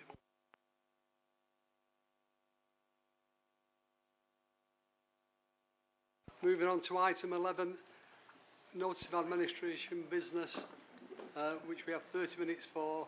In considering motions, members are reminded of the public sector equality duty to foster good relations between different groups. Mr Deputy Mayor, can I raise a point of order? Go ahead. The Conservative group have asked for clarification from the legal team prior to this meeting about the constitutional validity of this motion and have not had a reply. Could I have a reply, please?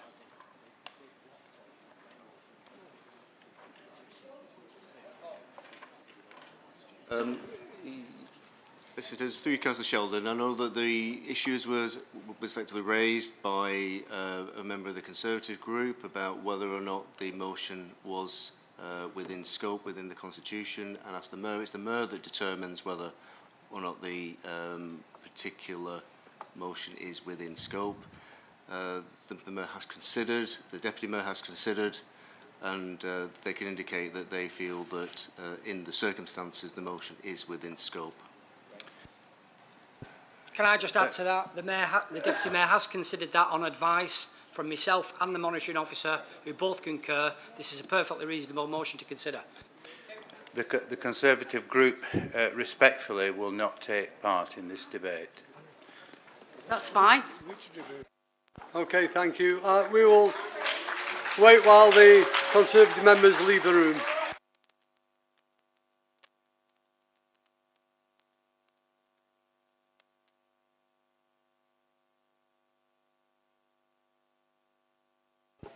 I call on Councillor Shah to move and Councillor Birch to second the motion.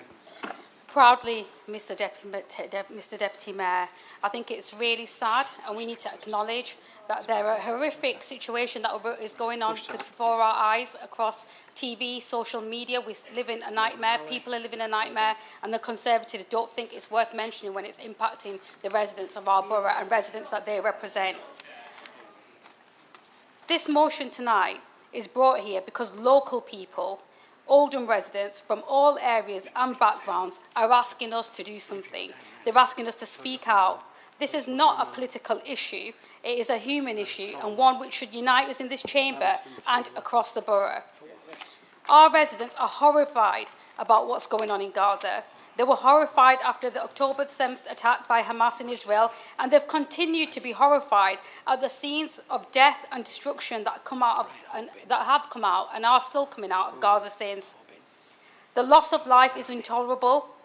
Every single day, our screens are flooded with images of dead and injured civilians in Gaza, just as they were flooded with the horrific images of the October 7th attacks. It is easy, at a distance, to dehumanise the victims of this conflict, but they are children, mothers, fathers, doctors, teachers. As a reminder of how small and connected this world is, just 2 weeks ago, a local woman was reunited with her husband, who had been stuck in Gaza and injured in the attacks by the Israeli military. He was located and supported by volunteers who have been out in the region since October, delivering aid to the Palestinian people. This conflict is not about other people.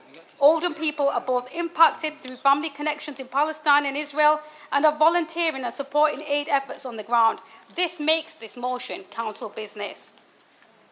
What is clear is that there is nothing to be gained by continuing hostilities and more innocent civilians dying as a result. This council is calling for an immediate ceasefire, the immediate release of hostages, and increased and unimpeded access for humanitarian aid into the region, and a commitment to work towards lasting peace in that region. The residents of this borough need us to speak for them, and they need us to be their voice in calling for an end to the senseless violence that is being inflicted on the people of that region. They need to know we are using our voices and using our influence at every point to bring about peace, to ensure humanitarian aid is provided, and to champion the human rights and protections of those affected by this conflict. We are also feeling the local impacts of this conflict here in Oldham, with an increase in anti-Semitic and Islamophobic rhetoric and abuse. This motion resolves to do something locally to address this through our Oldham Interfaith Forum and other local partnerships. We have to actively reject the dark forces who would seek to divide us and instead come together with one voice to speak out for humanity. I understand that we are not the United Nations. I understand that we aren't even the Foreign Office. Our power and our influence is limited. But concerned residents need to know we're using every power we have to speak on their behalf, on behalf of the children, the men, the women, the medics, the journalists and aid workers of Gaza. I could speak for a long time on this issue, Mr. Deputy Mayor, but I know that there are many members from all groups, well, some groups, who will wish to contribute to this discussion, and it's important that we hear from them. I would finally, Mr. Deputy Mayor, like to say I would urge members across the chamber to support this motion. Thank you.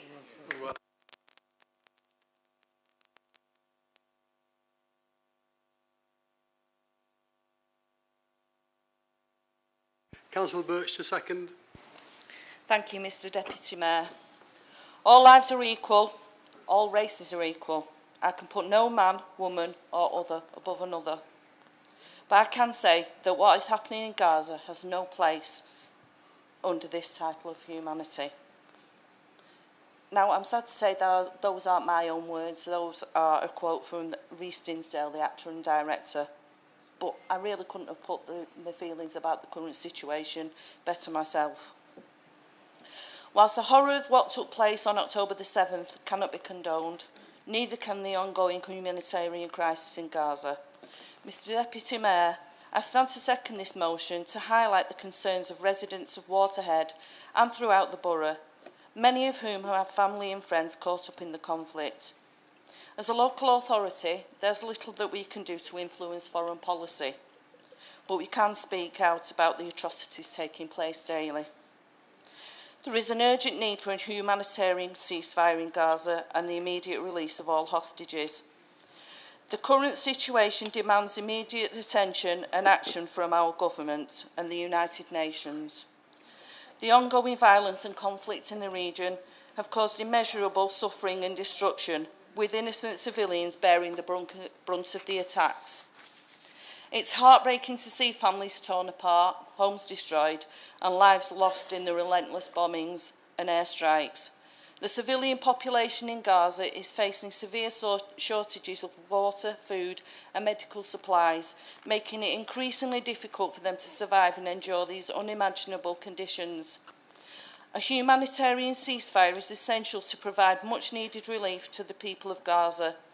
It's a critical step towards ensuring the safety and well-being of civilians, allowing humanitarian organisations to deliver aid and assistance to those in need. It's a gesture of humanity and compassion in the face of overwhelming devastation and despair. We should not ignore the suffering of innocent civilians caught up in the crossfire on both sides. We must act now to end the violence and create a conducive environment for peace and reconciliation. A humanitarian ceasefire and the release of hostages will also create an opportunity for dialogue and diplomacy to take priority over violence and conflict. It could pave the way for meaningful negotiations toward a lasting and sustainable peace agreement that respects the rights and wishes of both Palestinian and Israeli people. All parties involved in the conflict need to prioritise the well-being and the safety of civilians and to respect the principles of international humanitarian law. The international community needs to put pressure on all sides to uphold the values of humanity and compassion and to support the establishment of a humanitarian ceasefire in Gaza and engage with both sides to work towards a two-state solution.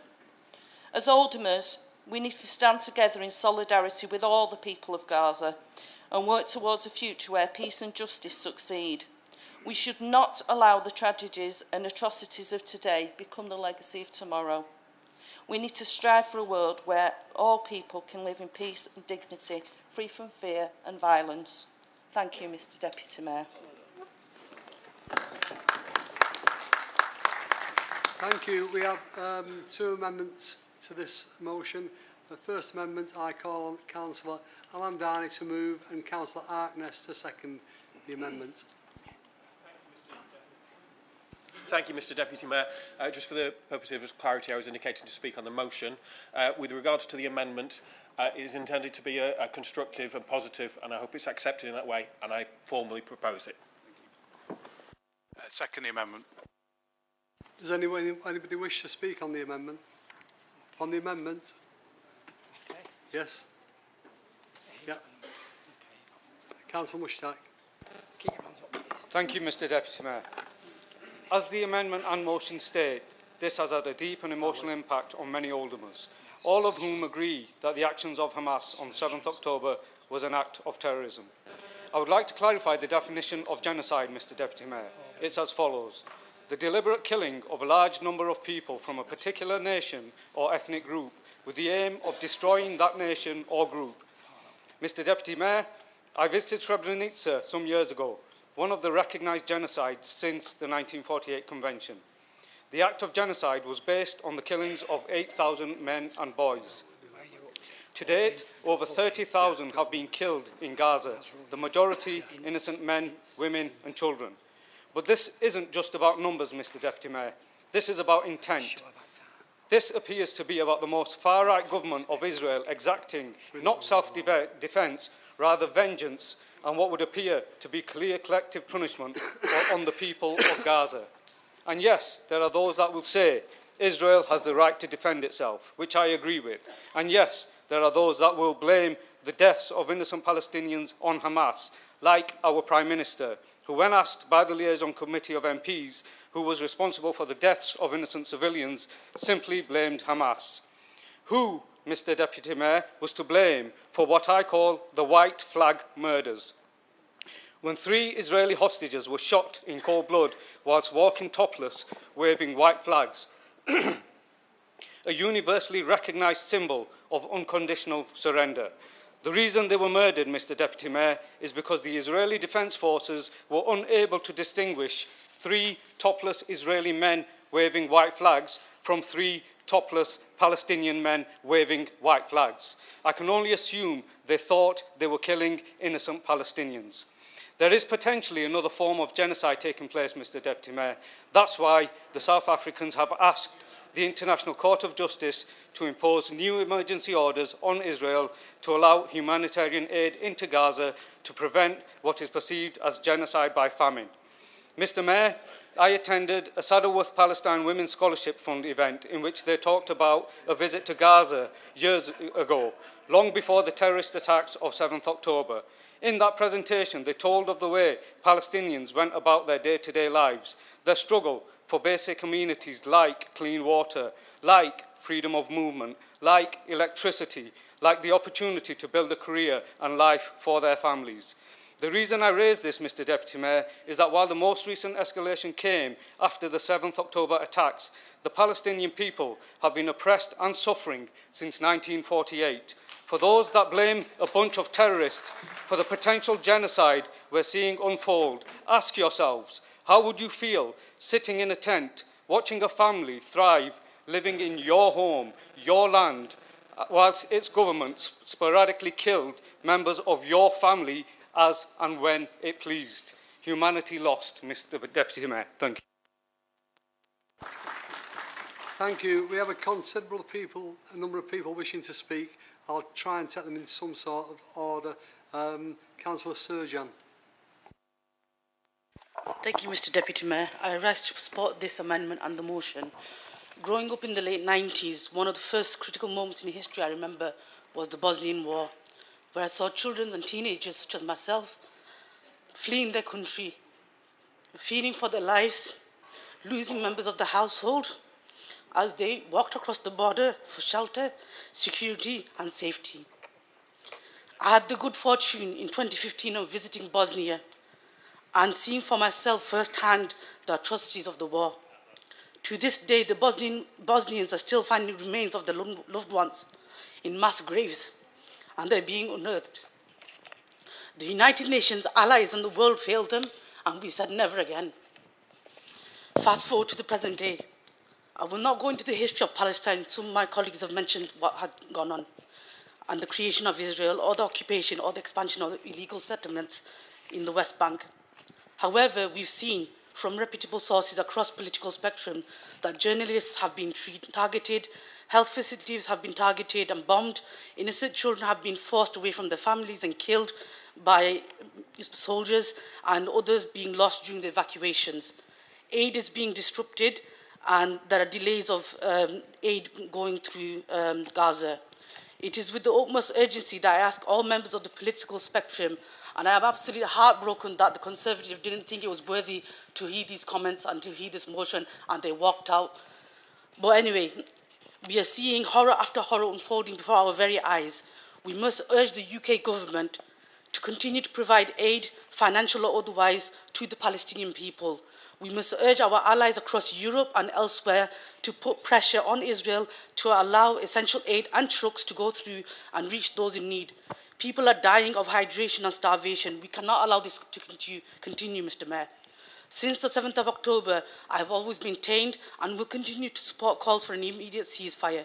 I urge you all to support this motion with calls for a ceasefire and help innocent lives. Thank you very much, Mr. Mayor. Councillor Hoban. Thank you, Mr. Deputy Mayor. I don't think anybody in their right mind can vote against either the amendment or the motion. What worries me, what concerns me, is the fact that this motion has been brought to Council. As a group, along with the Mayor, we signed a letter that went to Westminster asking for a ceasefire. That's been done. There is no need to bring this back as a motion. This is purely electioneering, ready for May. That's all this is about. We've got other important things that could have been brought forward to this council as motions, other things that concern Oldham. The proposer, Councillor Shah, and the seconder both admitted there's nothing that we can do as a local council. So while we support the amendment and the motion, I think the electioneering that's going on in this chamber is unbecoming for these members, and it stinks what's going on. We need to respect each other, and the words like stink don't really help. Thank you. Councillor Harrison, please. Thank you, Mr Deputy Mayor. Mr Deputy Mayor, as I sat down to write this speech, within the comforts of my own home, with a hot drink in my hand, I was hit by a sense of privilege. How privileged I am to live without the daily, hourly, minute-by-minute fear of whether I'm going to be killed, whether I'm going to lose family members, or whether my family home, my shelter, is going to be flattened. To be able to go to bed at night without the sound of bombs, without the worry of literally starving to death, to not have to think about what is going on, is, to me, the very definition of being privileged. And that's why, although I wish it wasn't needed, I am thankful this motion and amendment has been brought forward. Some may state this motion has nothing to do with Oldham, but what's forgotten is that the suffering that's happened in all wars around the world does have everything to do with humanitarianism. Mr Deputy Mayor, what the Israeli state has done in the past and is doing today to men, women and children in Gaza is unconscionable, as are the actions of Hamas on the people of Israel. As this Labour Council called for last year, international laws must be followed. There must be an immediate and lasting ceasefire to protect innocent civilian lives. All hostages must be released and returned to their families. There must be a lasting surge of medical and food aid into Gaza to stop the further loss of life. And as this motion and amendment, and our motion states, political leaders must work towards the peace of a two-state solution with a safe and secure Israel alongside a viable Palestinian state. A Palestinian state is key to lasting peace in the region, and that statehood is the inalienable right of Palestinian people and not within the gift of any neighbour. Mr Deputy Mayor, the suffering of innocent civilians must stop immediately. Enough truly is enough. Here at home, as a town and country, we must come together. To hear that Tel Mama has recorded over 2,000 incidents of anti-Muslim hatred since October the 7th, the largest volume of cases recorded in 4 months since Tel Mama was founded in 2011, and to hear that the Community Safety Trust recorded 2,699 incidents of anti-Jewish hate between October the 7th and the end of the year, totaling 2/3 of all incidents reported in 2023, is deeply distressing. To conflate what's going on in Israel and Palestine with any religion is wrong. We must stand strong and resolute against those who seek to divide us. Thank you. Thank you. Time is moving on, so we now need to move on to the rights to reply. So, Councillor Shah. Mr Deputy Mayor, the administration are happy to accept the Liberal Democrats group's amendment to this motion, and we're happy for the clarification that you provided in that amendment as well. Thank you. Thank you. Would Councillor Alandani wish to say anything? Is there time to speak on the motion? We've moved to the motion. We've got a second amendment yet. Thank you, Mr Deputy Mayor. Really, this is kind of a response to Councillor Hoban, who asked about why this was brought, and I can't speak to other people's intentions. But, like a lot of people in this chamber, and a lot of people in the gallery, and a lot of people outside, I'm a child of Oldham, but I have international roots. And those roots for me are Chadderton and Nasiriyah in the south of Iraq. I can remember a time when the Iraq War happened and there was an invasion and no one knew what to say to me. And then a guy called Jim Jessup, who I've never really had the chance to thank properly, who I worked with, just went, "What do you need? How can I help you?" And my intention for the amendment and for why I wanted to speak is that I wanted to say that for someone else, regardless of whether this is the time or not. And that's why I think it's important. Sorry, I'm just... we've seen increased levels of anti-Semitism, Islamophobia. My father reminds me that I'm from Muslim background and I'm a Semite. I'll be as quick as I can. There are too many people who are innocent victims. There are victims in Gaza. There are victims in Israel. There are victims in Palestine. There are victims in the UK. There are Muslim victims. There are Jewish victims. There are victims of every faith and none. And it's about who is an innocent victim. And all we should be doing is standing up and saying, if we can do something, if we can say something to help anyone who is an innocent victim, then we should be helping them.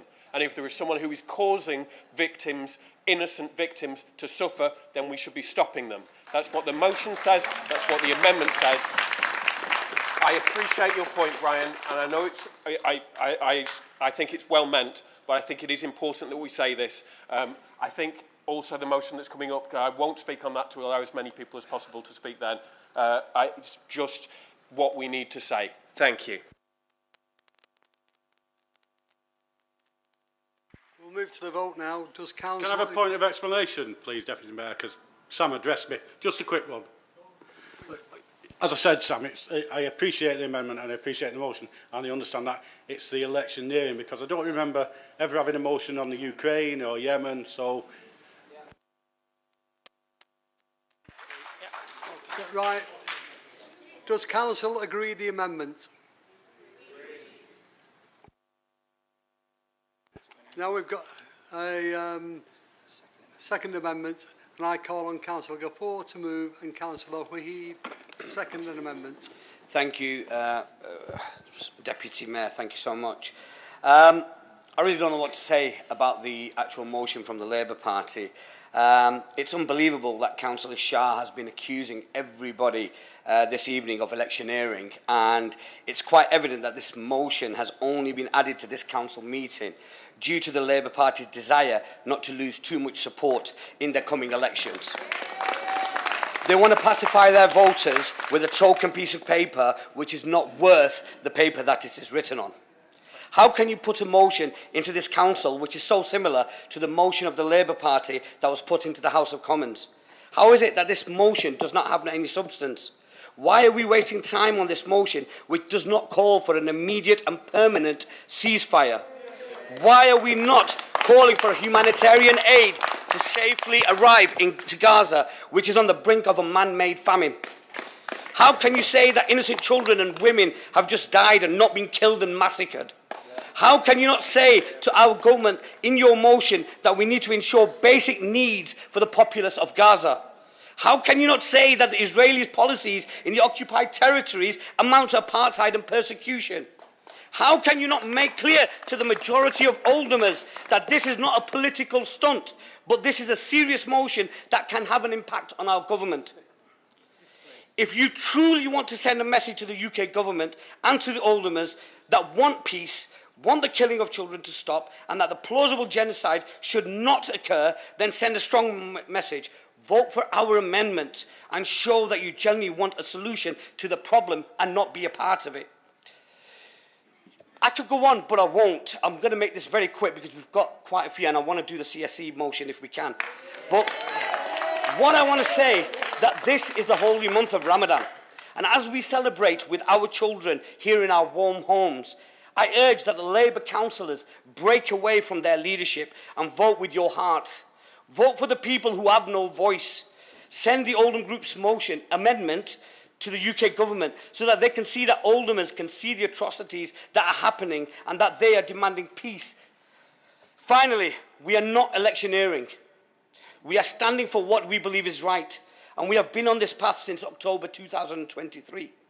We have been suspended from the Conservatives, and it is quite a shame that they have left this chamber and not heard what we have to say.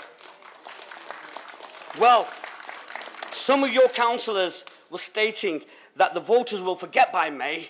We don't have to say anything. Well, May is around the corner, and I don't think the voters have forgotten. And to say that we are electioneering on the massacre of Palestinians' lives is disgusting. Shame on you who think that. Shame on you.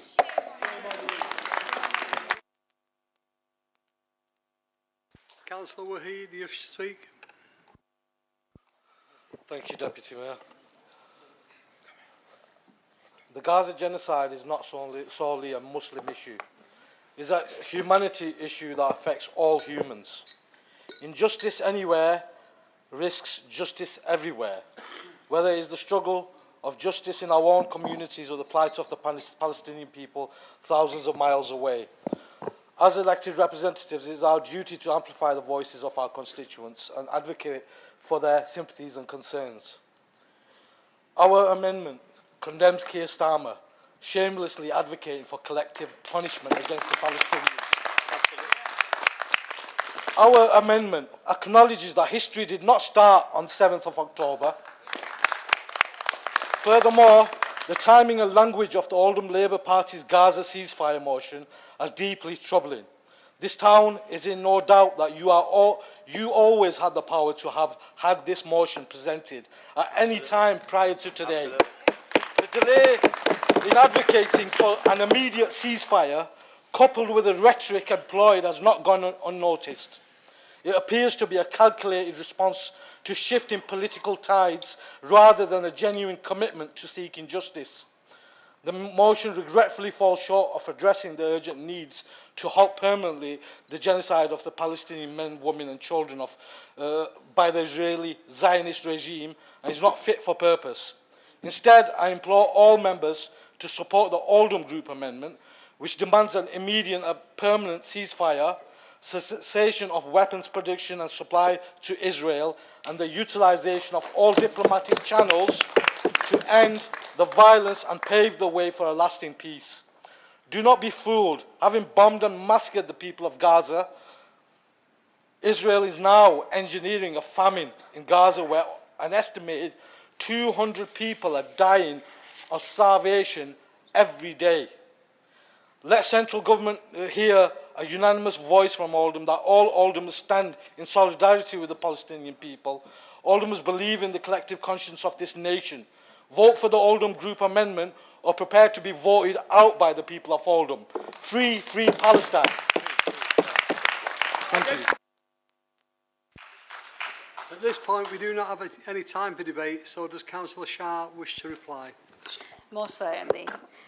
Firstly, I'd like to start by saying the whole of Councillor Gaffor's response or making it in moving his amendment was exactly politicking. Let's just make it very clear. They could have bought the motion. He highlighted that they've been talking about this since the 7th of October. Well, the Labour group has always asked for an immediate ceasefire, and we did that right at the start with all 10 authorities across Greater Manchester under Andy Burnham. So let's get the facts out there. Secondly, let us make it really, really clear. Councillor Gaffor and the Oldham group could have brought this motion to this council since the 7th of October, like they said. I'm afraid, but they didn't. They waited till the Conservatives got suspended them, and that's when they decided to bring this motion, because they were so desperately Councillor trying Gaffor, to... you have your right to reply shortly. They were so desperate to get back into the Conservative Party that they held on right till they were confirmed suspended, and that's when they brought this motion to council. And also, no one is a self-proclaimed custodian of the Palestinian issue or the plight that those people are going through. Anyone with an ounce of humanity fears, cries and is in pain for what's going on geographically so far. But what we won't be doing is accepting the amendment from the opportunist Oldham group. We won't be taking lectures from those who have intentionally attempted to create division in our communities, who have been stirring hatred, in WhatsApp groups and are exploiting the emotional distress that this issue is causing on so many people in Oldham for absolutely political ends. This is not a political issue. It is a humanitarian issue, and anyone using this for political gain should be ashamed, and that's the Oldham group. And this is why you saw me peacefully when I was making my comments, but they can't. Shame on Councillor Gaffor and his Oldham Independent ridiculous. Group. Yeah. Councillor Gaffor, you're right to reply. Yeah, thank you. Firstly, Councillor Shah, we were members and we were suspended because we went on to Palestinian marches. And yes, we were. Excuse me, it's my turn to speak now, please, Councillor Shah. So you have to listen, please, yeah? So we decided, my colleagues decided to resign from there, and we are representing the Oldham group. Now, we had no other option but to bring this motion to this council on this date, because we formed our group back in, I can't remember whenever it was. We didn't have another option because it was a budget meeting last time, and we bought it at our first chance. And we have been speaking about this from the outset of the conflict in Israel. We haven't been waiting around. We haven't been dilly-dallying, getting permission from our masters, because now we don't have any masters and we can do and say what the hell we want. And that's what we are going to do. And we're going to help the people of Oldham. We're going to speak for the people of Oldham. We're going to speak for the people of Palestine who do not have a voice. And that's why we are here today, to send a message to our government. And I would urge you, please, Councillor Shah, come and support our amendment and condemn Keir Starmer, condemn your MPs who voted against it, condemn everything that is happening in Israel. Thank you. Thank you. We will now vote on the amendment. Could we have a recorded vote, please? 3. Just, yeah, there you go. Yeah. Thank you. Okay. Okay, as usual, please indicate for, against or abstain. On the amendment, we're voting on the amendment from the Oldham Group. Councillor Adams. Councillor Akhtar. Councillor Alamdani. Councillor Ali. Against. Councillor Arnott. Councillor Ball. Councillor Bashford Marie. Councillor Bashford Stephen. Councillor Birch. Councillor Bishop. Councillor Brownridge. Councillor Byrne. Councillor Charters. Councillor Cosgrove. Councillor Davis. Councillor Dean. Councillor Fryer. Councillor Gafour. 4. Councillor Gloucester. Councillor Goodwin. Councillor Hamlet. 4. Councillor Harkness. Councillor Harrison Holly. Councillor Harrison Jennifer. Councillor Hintz. Councillor Horbin. Councillor Hurley. Councillor Hussain Aftab. Councillor Hussain Feeder. Councillor Hussain Junaid. Councillor Hussain Sajid. Councillor Ibrahim. Councillor Iqbal. Councillor Irfan. Councillor Islam. Councillor Jabbar. Councillor Kenyon. Councillor Lancaster. Councillor Malik. Councillor Marland. Councillor McLaren. Councillor Moores. Councillor Murphy. Councillor Mushtaq. Councillor Nasheen. Councillor Quigg. Councillor Ria. 4. Councillor Salamat. Councillor Shah. Councillor Shuttleworth. Councillor Serjan. Against the amendment. Councillor Sykes. Councillor Taylor. Councillor Wahid. Councillor Williamson. Councillor Wood. Councillor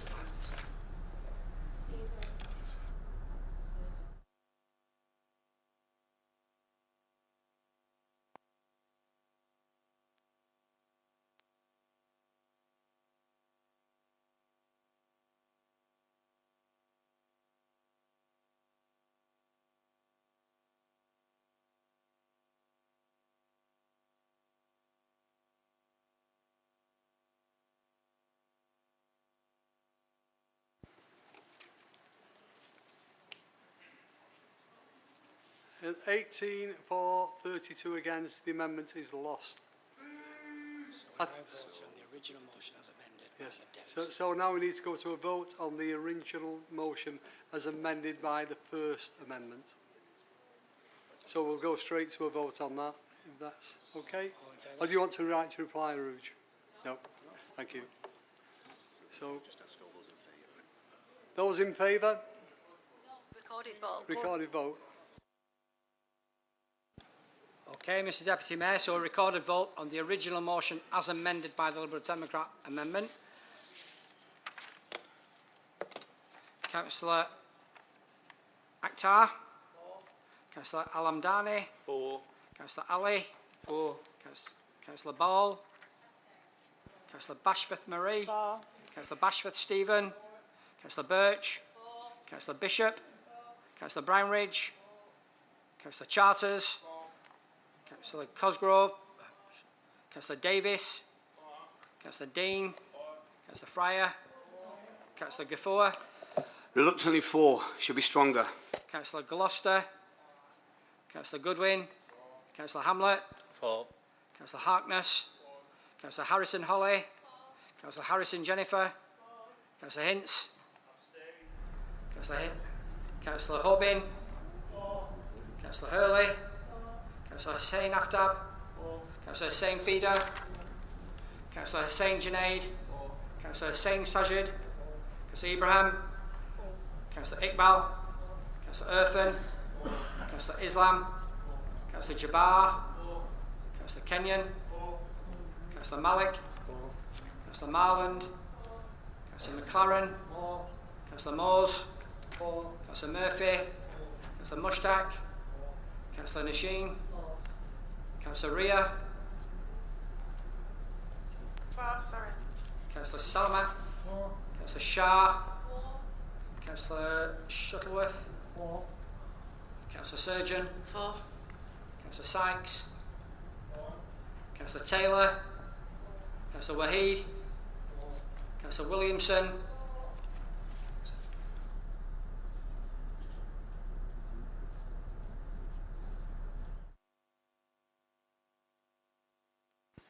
The motion as amended is carried. If you wish to see either is in the count, we can let you have that later. Thank you.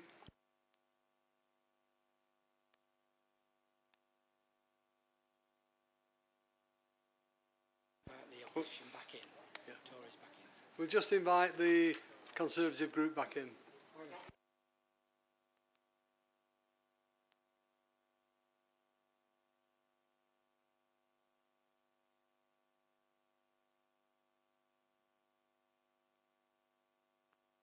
I'm afraid we're out of time now, so do you wish to go straight? You wish to go? No.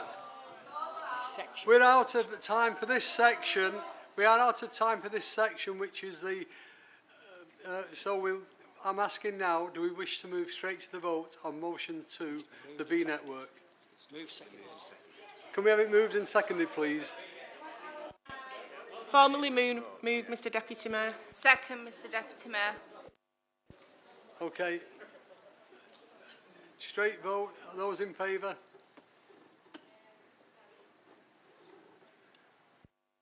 The motion is carried.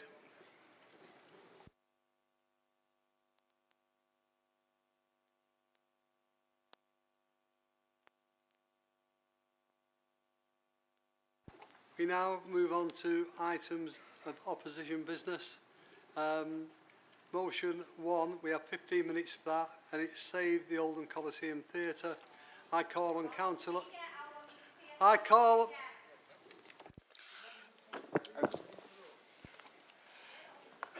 on Councillor Harkness to move and Councillor Gloucester to second the motion. Thank you, Mr Deputy Mayor.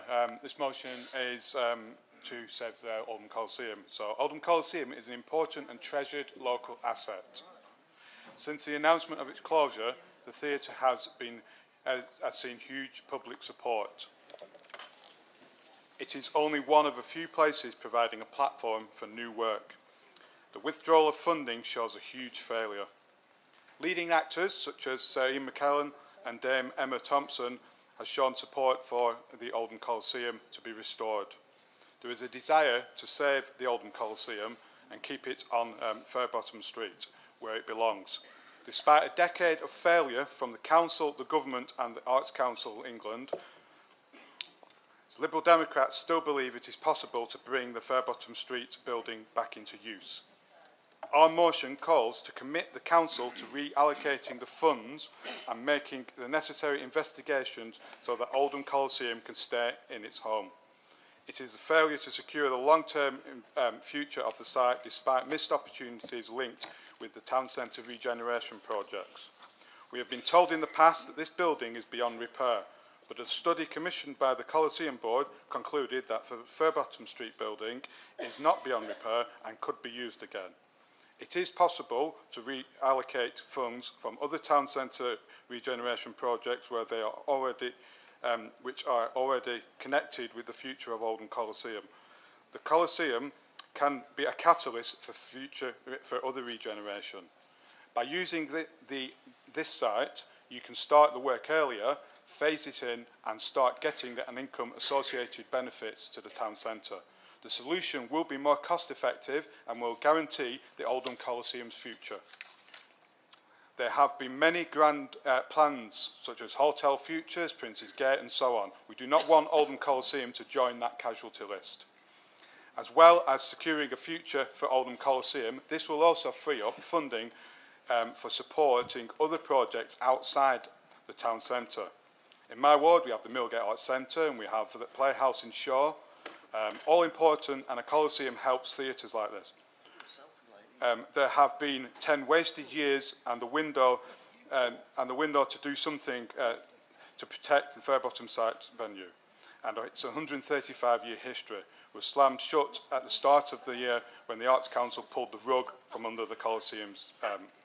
We should invest now on the existing site and not risk losing the Coliseum performances for good. Please support this motion. Just before we move on, we've now reached the time for the guillotine. Do Council agree the suspension of procedure rules to extend the guillotine? Yes. Agreed. So 10:30. Councillor Sykes. Could I suggest 10:45 because the Labour administration had at least 10 minutes beyond their half an hour, and that would then only give us 45 minutes for ours and the other two motions. And we had 2 recorded votes as well, didn't we? But that was at the request of everybody in the chamber, not me. No. That's democracy. So I'll formally request 10:45, Mr. Mayor. Are members happy to accept 10:45? The Oldham Group support that. Yeah, agreed. Okay, thank you. We will now move on.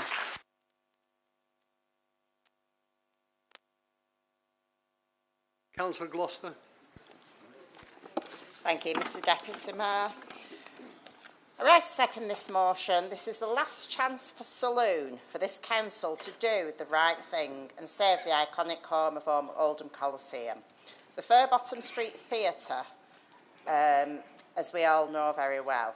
This theatre is the jewel in the crown for Oldham. There are many things Oldham is famous for, which have more or less disappeared, such as Tommyfield Market, the cotton mill history. Many famous actors, as my colleague has already listed. We now know that this building can actually be saved. What we were told was completely and utterly wrong and another misinformed piece of information. Oldham is world-renowned for and loved by Oldhamers and people beyond. Oldham Coliseum Theatre is a treasured local asset that has drawn audiences from across the country to this street for more than 135 years. Its productions have put Oldham on the map and brought acclaim from across the UK arts and culture sector. These words are not my words. They are a direct lift from Labour's amendment to this motion. So it's good to see that we actually have a broad agreement as to the value of the Coliseum. I will close here, and I would normally say, please support this motion. I will, however, finish with the words from William Shakespeare's play, Twelfth Night, last uttered on the hallowed boards of the Coliseum on the 27th of February 99. Carpe diem, councillors. Carpe diem. Save the day. Thank you. As mentioned by Councillor Gloucester, we do have an amendment. I call on Councillor Shah to move and Councillor Dean to second the amendment. Thank you, Mr Deputy Mayor. As I outlined earlier in my portfolio update, the Council has committed to retaining and protecting producing theatre for the borough, and we have been working really hard over the last 12 months with the board of Oldham Coliseum since the sad closure of Fairbottom Street. Again, as quiet as the theme today, we have opposition members paying lip service and issuing statements while contributing nothing to the actual delivery, while providing no solutions.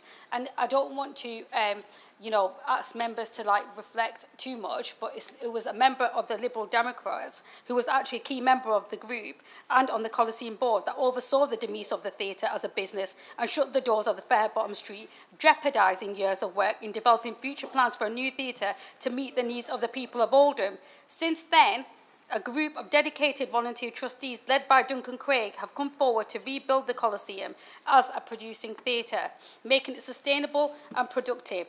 They've also worked hard to continue the Coliseum's proud tradition of performance through an ongoing programme of activities, and alongside this, they've been working really closely with us on the plans for the Coliseum's future home. No options, Mr Deputy Mayor, have been ruled out from those conversations or from the work we have been doing over that time, including any future use of Fairbottom Street. In fact, we are visiting the Fairbottom Street site later this week with some stakeholders as part of those conversations. But the fact is, we are not in a position to commit to anything at this point. Whatever the solution is, we will build, and we have fully support by those who will run the theatre and has to have the backing of the people who run it. This is not a decision to be made for political reasons in this chamber, but one to be made collaboratively and with great thought. As part of that process and those conversations, we have recently had a meeting with the Save the Oldham Coliseum Theatre Group to bring back those conversations about the next steps in creating a future home for theatre here in Oldham. That's what's needed to secure producing theatre for this borough. We know what our job is and we are taking it seriously. It is complicated, which means it's taken a long time. We're not scaremongering and doing politics, but we're doing active leadership. We're listening and we're collaborating, and that's what we as a Labour administration are delivering. Thank you. Councillor Dean. Thank you. I rise to second the amendment. I think that we have to really go back to square one, and it's not this council that pulled the rug out of the Coliseum. It was the £600,000 that withdrawn from the Arts Council, and the Arts Council really need confidence that the vehicle that's used, hopefully the Coliseum Board, can actually establish this oath and actually be fit for purpose, because basically that's why they pulled the money in the first place, because the theatre couldn't operate unless they have significant subsidies. That's right and fair, and that's something that we should be aiming for. And I know that we've had conversations both in the Cultural Partnership and with members of the Coliseum Board was there to try to strengthen their position and try to strengthen the way forward. Do we get a new theatre within Oldham that's operating and being very, very successful? And I think that's all our aim. And as Councillor Rouge says, we just really want to try to get the best out of this to make sure we have a producing theatre that actually still becomes and is world-renowned. Thank you. Does any member wish to speak on the amendment? Councillor Arnott. Thank you, Mr Deputy Mayor. Briefly, I would like to thank Councillor Hartness and Gloucester for proposing this motion. It's one which will have our support. On the 22nd of February last year, the news of the Coliseum was facing closure. The news of the Coliseum was facing closure was breaking. I attended a packed public meeting at the theatre. Over 400 members of the public were present at the meeting that had been organised by the Equity Trade Union. At the time, I stated that although I fully supported the campaign to save the Coliseum, I believe that the decision to close it had already been made. Nothing in the year that has followed has changed my mind. Independent surveys and consultations have been overwhelmingly clear in their findings that the Coliseum could be saved, renovated and continue to operate in its current location on Fairbottom Street at a fraction of the cost involved in constructing the new performance space, estimated to be in the region of £24 million. I remain convinced that the Council has made its mind up some time ago, and its plan is to pursue plans for a new performance space as part of its town centre scheme. The administration's amendment to this motion convinces me further. The motion is a good one and should be commended, but I fear that this particular ship has already sailed and that ultimately we will see another part of Oldham's rich heritage lost forever. I support the motion, I wish it well and urge others to do so. Thank you, Mr Deputy Mayor. Does Councillor Harkness wish to reply? Yeah, briefly. So I don't think we can support the amendment. I think, it does, we're taking out bits about saying like that there has been a failure over long periods of time. There is some lukewarm support, I think, from the Labour administration that they're going to look into this, and they have conceded a point that the millions could be freed up, so we can look at funding other projects outside of the 1.5 miles of Oldham town centre. Yeah, other than that, yes, we can move to the vote. Does Councillor Shah wish to reply? Just that I remember the meeting that Councillor Hartnett went to as well, and I think it was the one that he was heckled at. But yeah, very happy to move to the vote. Does Council could I agree reply? the amendment? Those in favour?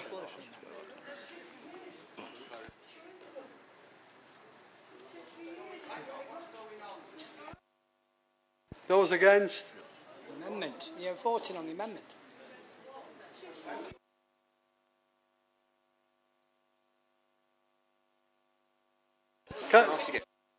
Excuse me, all put your hands down and we'll start again. We're voting on the amendment. Mr Deputy Mayor, point of order. The Chief Executive has just told a member of this council to shut up. That is bang out of order. That is below what is expected in this chamber. That is absolutely outrageous. Mr Capital, that you should resign for that.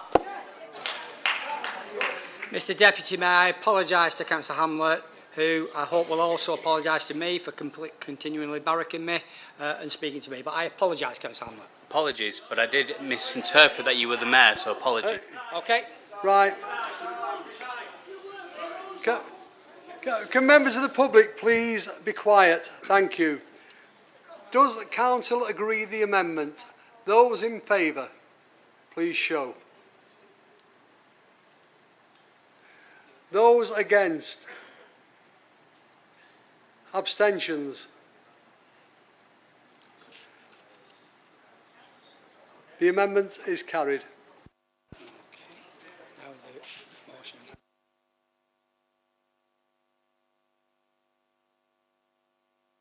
We now move on to the motion as amended. So, does anybody wish to speak on the motion as amended? No?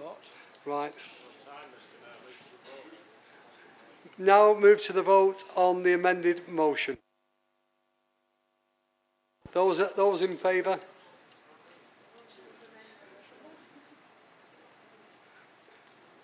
Those against? Abstentions? Thank you. The motion as amended is carried.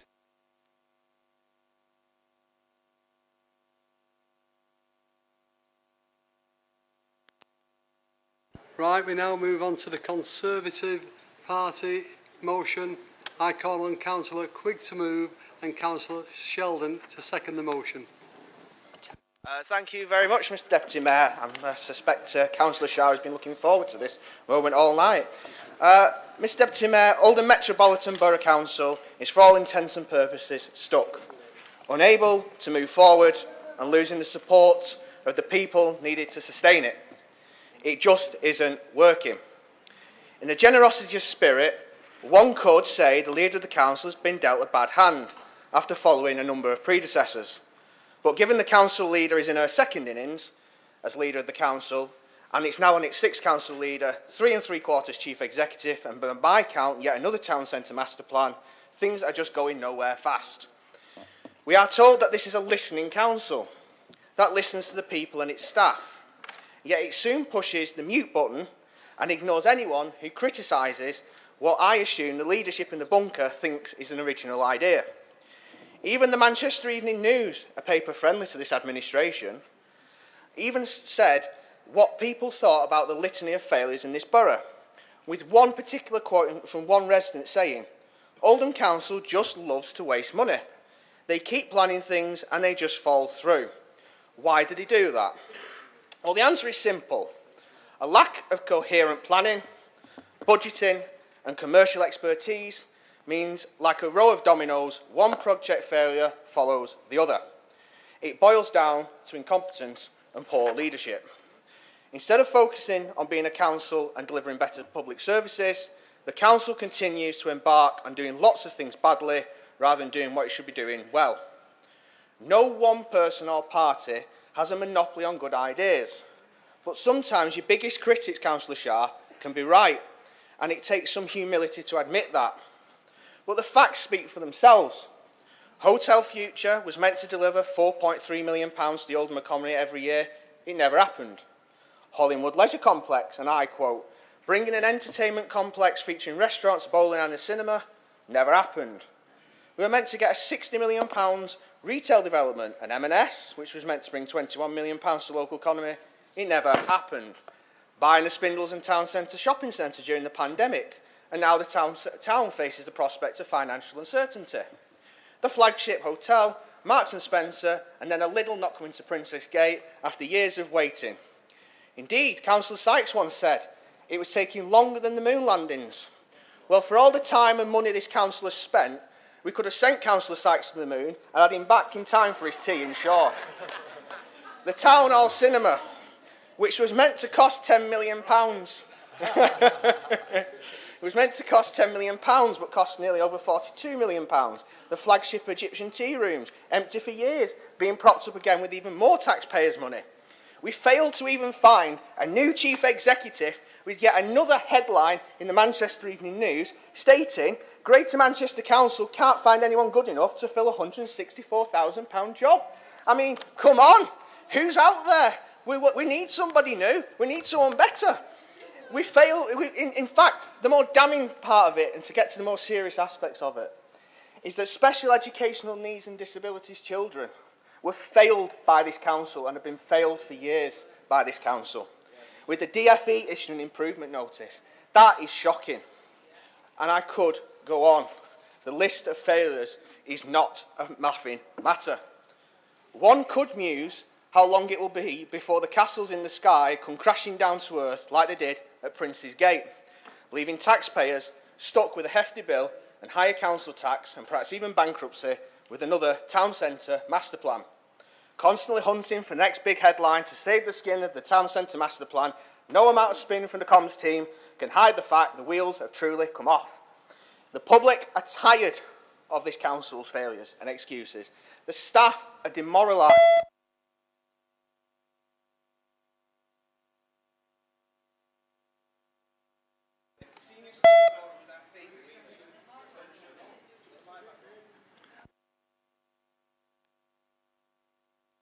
The equivalent of a postcode lottery where lots of people are asked to pay and take part, only to find that even before the last tickets are sold, that the results and the winners have already been announced, leaving the majority worse off and out of pocket. Instead of treating the people of this borough like mushrooms, keeping them locked in the dark, we need sunshine and light. We need transparency and openness, with the sole aim of rebuilding Oldham Council from the bottom up and making it work in the interest of those who pay for it. Thank you very much, Mr. Deputy Mayor. Councillor Sheldon.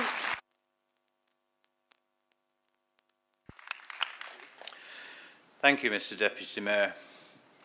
I rise to second this motion of no confidence in the leader of the council and their administration.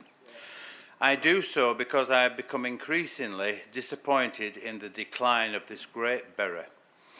I have lived and worked in Oldham all my life, and right now we are watching the heart and soul of Oldham being sucked out.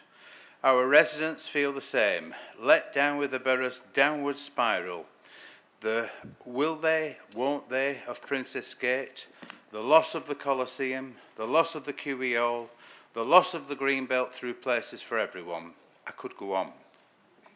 Time and time again, it is our residents who are losing out and left to foot the bill through ever-increasing council tax. It has become increasingly apparent that the leader of the council is not prepared to listen. Her door, it seems, is shut. Shut not just on her critics, but unfortunately shut to the people of Oldham who are crying out for the council to take a different approach. Only recently we had a so-called budget consultation in which both residents and council staff were asked to give their ideas. Except it wasn't a consultation, and for all intents and purposes, the decisions had already been made. Sadly, this isn't a one-off occurrence. The leader and this council are keeping residents in the dark. It won't give our residents all the facts, in fear of them drawing their own very different conclusions. Residents and businesses all say the same. This council isn't listening. This administration isn't listening. Surely they can't all be wrong. The council leader cannot keep hiding away in the civic centre, shutting out the bad news.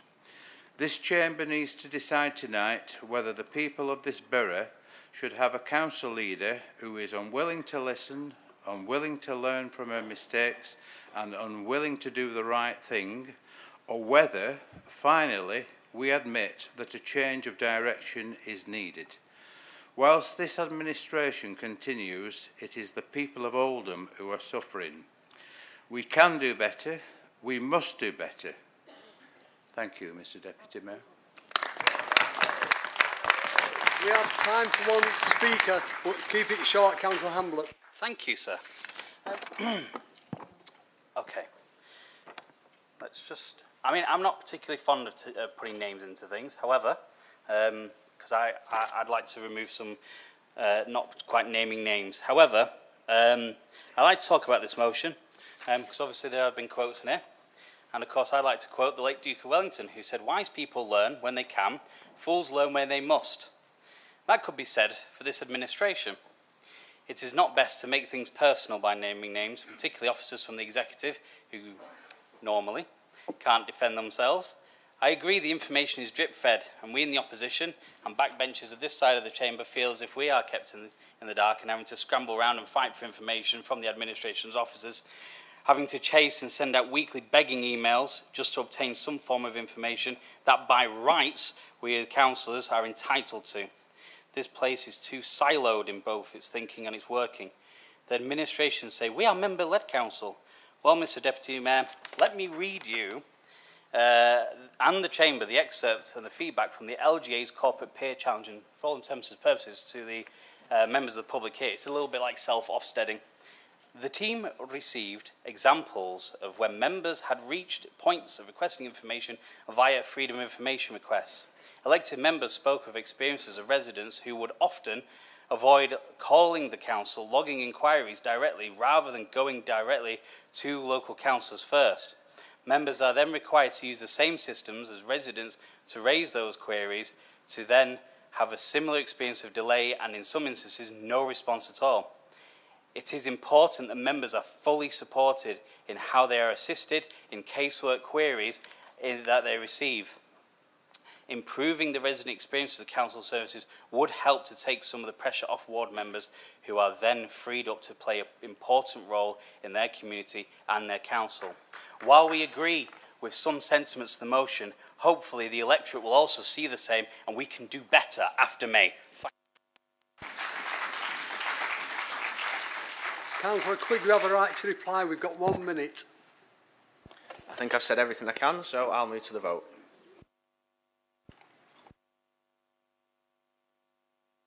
Oh, okay, Councillor.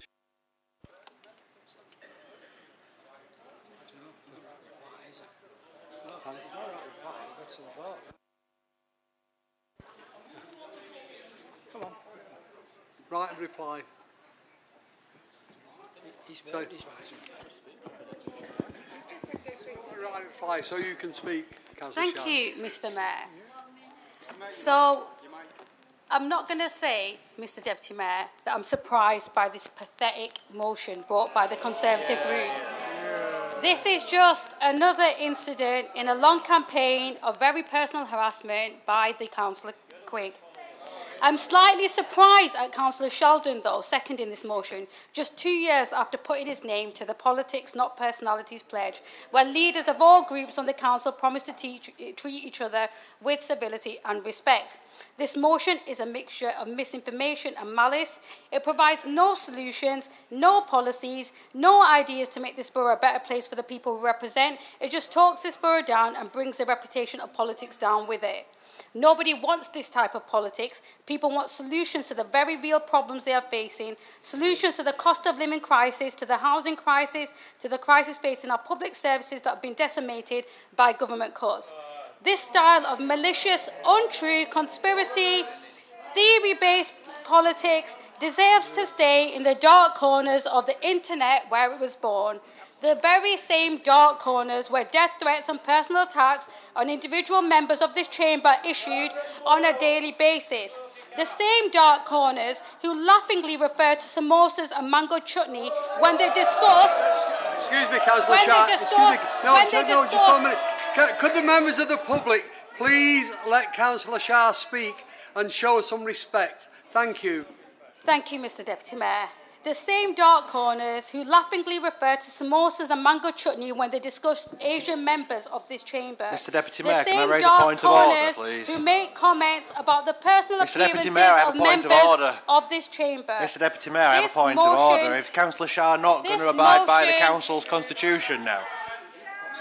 What is the... Excuse me. What is the point of order? The point of order is on timings, because you told us there was 1 minute left for this section, and she's already spoken for more than a minute. I think, Mr Deputy Mayor, if I could finish, the same dark corners who make comments about the This was personal what was discussed at the leaders' meeting. about the personal appearances of About a members point of this order. I'm so chamber. sorry, Mr Deputy Mayor. You said order, then it should happen, and you said it was 1 minute, so it shouldn't last more than 1 minute, please, because that's what you said in the leaders' meeting. So this is actually a point of order, and Councillor Woodwine is quite right. Can we right. Thank you very much, Deputy Mayor. I will take out my right of reply, because I've never heard so much trash in my life come out of the leader's mouth. I mean, I'm absolutely shocked. Conspiracy theories. Well, I'll tell you what, Councillor Shah, I wonder which person decided to try and obtain CCTV of my whereabouts. Perhaps we can answer that one, can we, of what's been going on, since we want to start talking about disclosure. But then again, the truth is always far from reality with Councillor Shah. The people of this borough are sick and tired of what's going on in this chamber tonight. This point scoring, you say, people can't criticise what this administration's doing. And yet straight away you're on the attack to members like Councillor Sheldon, who's got every democratic Point of right, information, Mr democratic Deputy Mayor. right Point of information. Point of information. And Can we stop a minute? motion. Point of An accusation has been made that I tried to obtain CCTV. I'd like Councillor Lewis Quigg to prove that. That's another conspiracy theory. That's why. I've got better things to do with my I'm time. quite happy to have the record reviewed on that, Councillor Shah, but I'm more than happy to review that on the review. Not review. Apologise for misleading the chamber. Apologise for spreading a lie. Not spread a lie. I've not spread a lie, and I'll be very clear on that matter. Councillor Quigg, are you actually saying that we... I didn't say that, did I? Yes, he did. He said I obtained CCTV. Clarify what you said. He did. He said I obtained CCTV. I'd like to see the CCTV. That's not what I said. Mr Deputy Mayor, I'd like to see the CCTV. Or is he going to admit that it's another conspiracy theory? I am not bothered about this motion. I can take it on the chin. But what I want him to do is admit that he just lied. Let's calm down and sit down. If you've got proof that we've got somebody's taken CCTV of you, please produce it to Councillor Shah and to the Chief Exec, and action will be taken. That's not what I said, but Thank you. Quite confused as to what's going on here. Just finish off what you're saying, please. Oh, okay, we'll start again, shall we? No. But to the point of the substantive part of the motion, at the end of time. Councillor Sheldon's got every right to second this motion. We're going to move to a vote. I think it's very right that it's proper that Councillor Sheldon should have his right to democratic response. But on that point, I will stand and move to the vote, if that's okay, Mr. Deputy.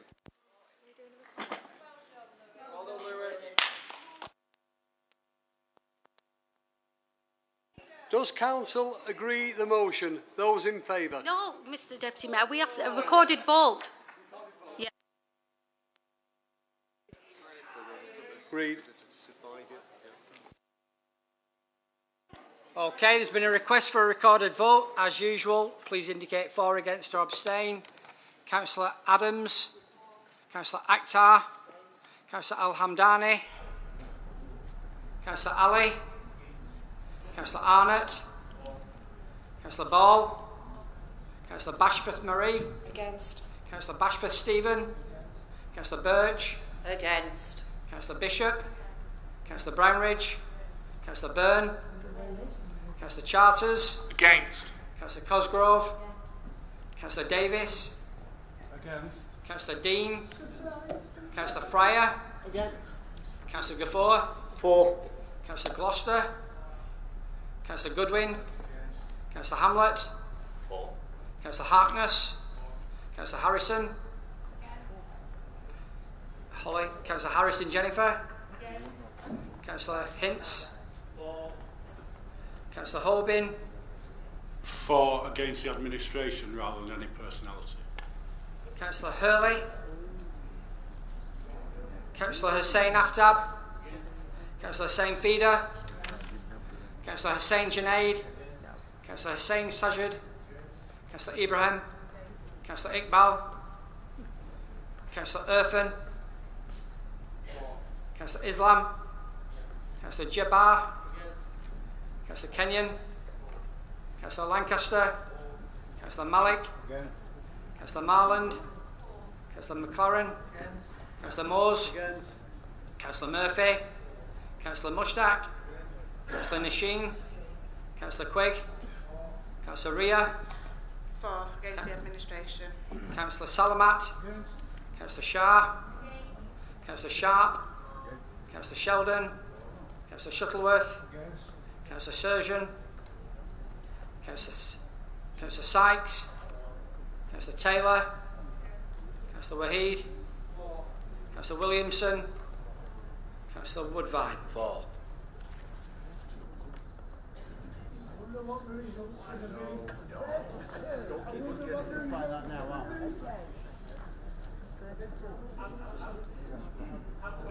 Excuse me, I didn't quite get what Councillor Hurley voted for.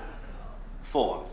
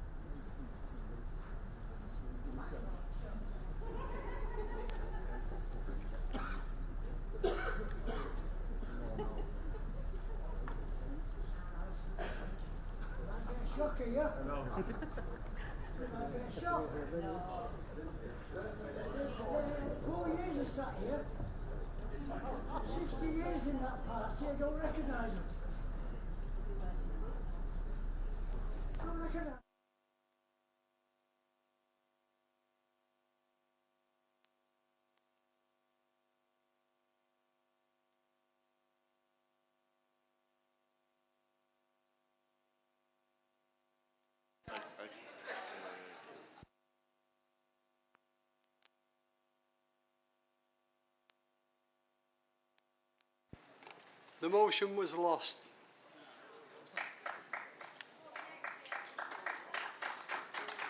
Motion for come on. Just checking. I'm not sure. I couldn't quite work out his extension. It's 31-20. Yeah. 31 against, 25 for.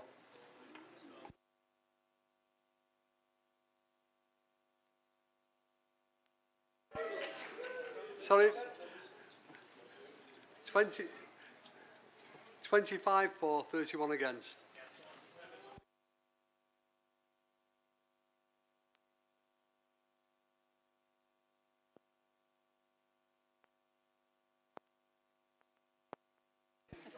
Sorry.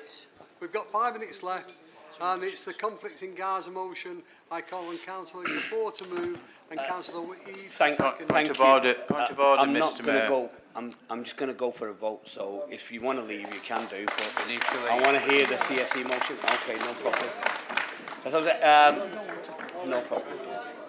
Okay, Deputy Mayor, I could go on and on about the conflict in Gaza. I know what the end result will be. I know what the vote will be. I know people will vote on their amendments. We stand as the Oldham Group, and we would like to go with the Liberal Democrats with their amendment, and we'd ask for a recorded vote on that because we believe that our motion is strong, but we're not going to do a speech or discussion. I think I said what I wanted to say before. I want to say a lot more, but unfortunately there's no time and we need to hear the last motion. So I hope we can go straight to a vote. I second that. Move the amendment. The same spirit, moved. Second. Straight to the vote. Those in favour of the amendment. Those in favour of the amendment.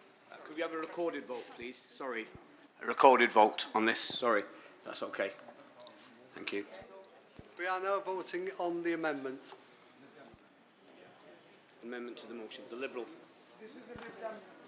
So we're voting on the amendment that's been moved by Councillor Al-Hamdani and seconded by Councillor Harkness.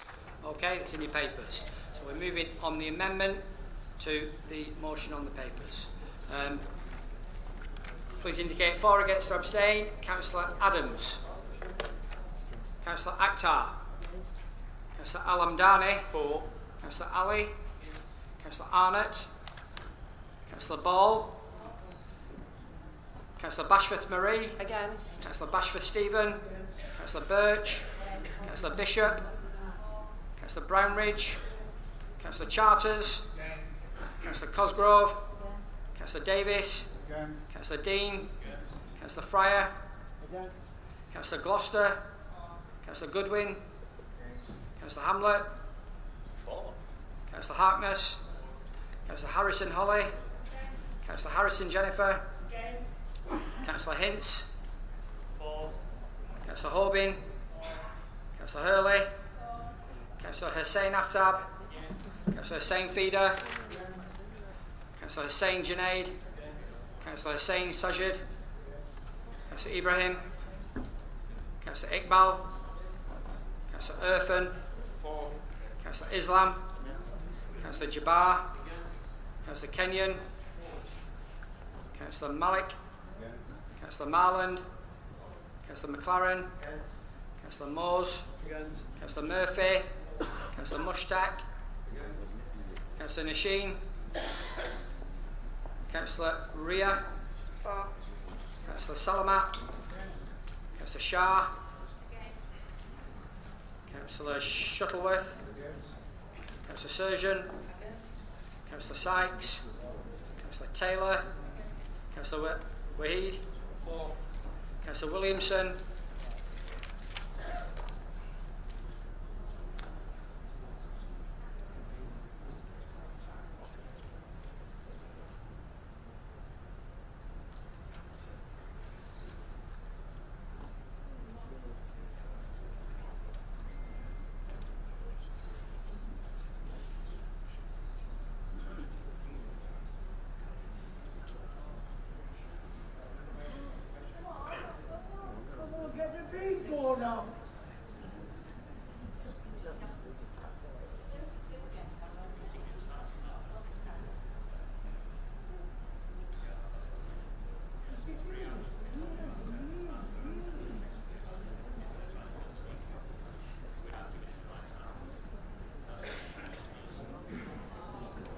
Surprise. Half 6 it started. 7 o'clock, the extensions. The amendment is lost. 4-17 against 32. Surprise. So, Get Silverback. yeah, now the second amendment, moving on to that. Straight to the vote. Can we move the second amendment? Can I say something? Against. Right. Yeah, move then. Just, okay, it's been moved, seconded. Second, Mr Deputy Mayor. Right, move to the vote. Those in favour? Those against?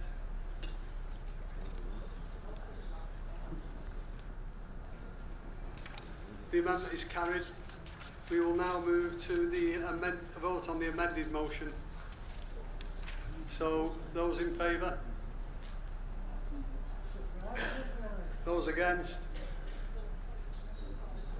Any abstentions? Sorry, we are for. Sorry. So you're for? Right, okay. The motion as amended is carried.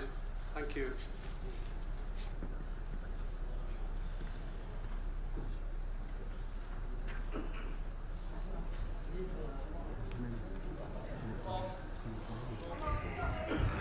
Come on.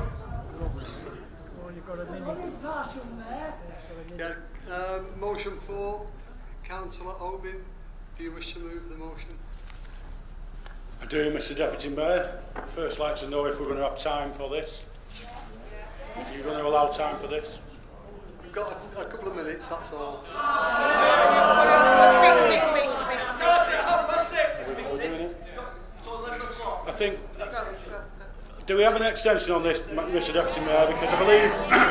No, we've got the guillotine at quarter to. We've got this motion has been before the council before, or a similar motion, and I think not being able to debate this motion, such a serious issue, is a dereliction of this chamber's duties. With that, I will put this motion forward for a vote. I'm asking every single member of this chamber to vote for this motion, because this is something we desperately need in Oldham. Something like the Telford inquiry, where we get to the root of the evil that has been caused. And I ask everybody with their conscience to vote for this. And I do apologise to the members that are watching, or the members that are listening to this, that we have yet again not had the chance to debate it. It may be that we bring it back with a different administration and the numbers better for us next year. Councillor Ray, do you wish a second? Yeah, just second, no time for speaking, sorry. Well, everyone who fancied themselves as actors tonight, I hope you're proud of yourselves, because we've run out of time. It's easy to look you all in the eye, and I hope you can look back when you're saying against.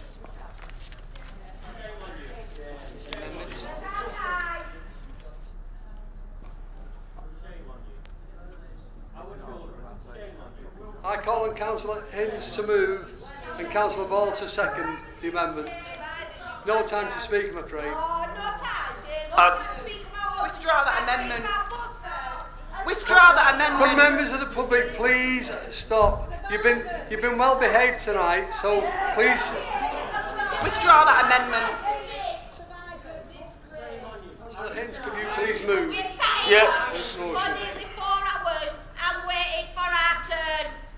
Councillor Hinds, would you please move the motion? Yes, I'd like to move the amendment. I fully support Brian, and as an independent of my colleagues, we've always voted in favour of an independent inquiry.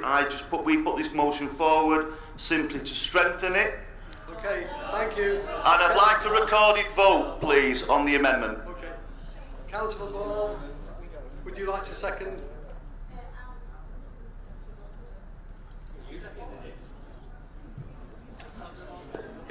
Second. Yeah, I'm seconding, but please give these people a day in court. Shame on you, Sandra. Shame on you. We will now move to a recorded vote. Shame on you for seconding that. Oh, sorry. You need 5 members. Do people wish a recorded vote? No? No, there's not enough support. Not enough support, so straight to the vote then. No, the vote on the amendment. Those in favour? Those against?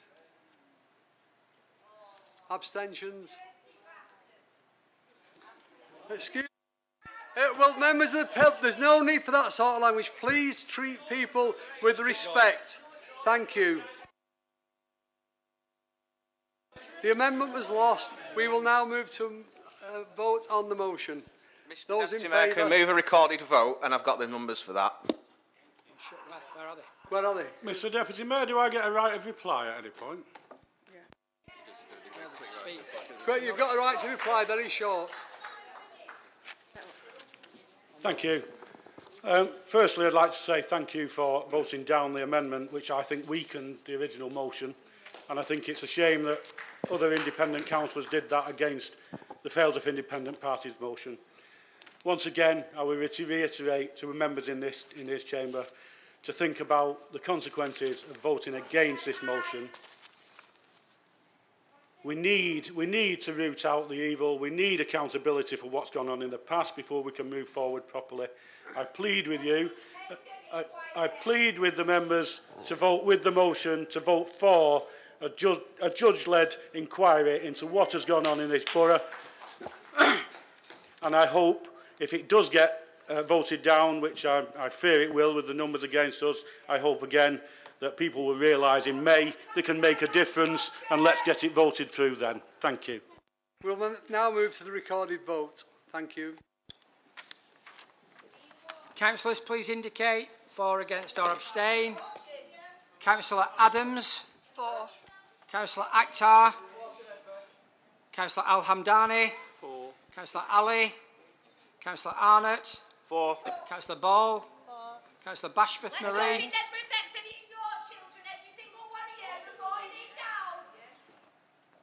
Councillor Bashforth Marie. Against. Councillor Bashforth Stephen. Councillor Birch. Councillor Bishop. Councillor Brownridge. Councillor Byrne. Councillor Charters. Councillor Cosgrove. Nobody wants to know. You get Councillor Davis. in your face. Councillor Dean. Councillor Fryer. Councillor Gaffua. 4. Councillor Gloucester. Councillor Goodwin. Councillor Hamlet. 4. Councillor Harkness. Councillor Harrison Holly. Councillor Harrison Jennifer. Councillor Hintz. Councillor Horbin. Councillor Hurley. Councillor Hussain Aftab. Councillor Hussain Feeder. Councillor Hussain Junaid. Councillor Hussain Sajid. Councillor Ibrahim. Councillor Iqbal. Councillor Irfan. Councillor Islam. Councillor Jabbar. Councillor Kenyon. Councillor Lancaster. Councillor Malik. Councillor Marland. Councillor McLaren. Councillor Moores. Councillor Murphy. 4. Councillor Mushtaq. Councillor Nasheen. Councillor Quigg. Absolutely 4. Councillor Ria. 4. Councillor Salamat. Councillor Shah. Councillor Sharp. Councillor Sheldon. Councillor Shuttleworth. Councillor Surgeon. Councillor Sykes. Councillor Taylor. Councillor Wahid. Councillor Williamson. Councillor Woodvine. 4. Can I just check something? I didn't quite get a vote for Councillor Iqbal. Councillor Iqbal, did you vote against? I didn't hear what he said. Against.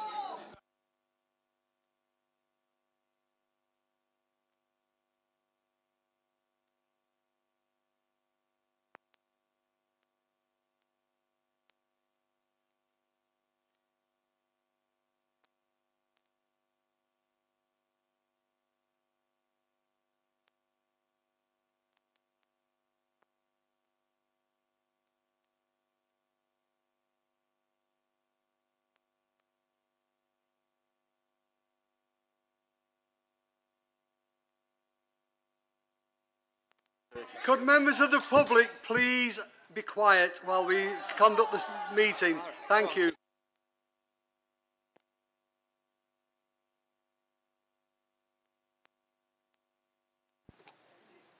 (26 for, 32 against).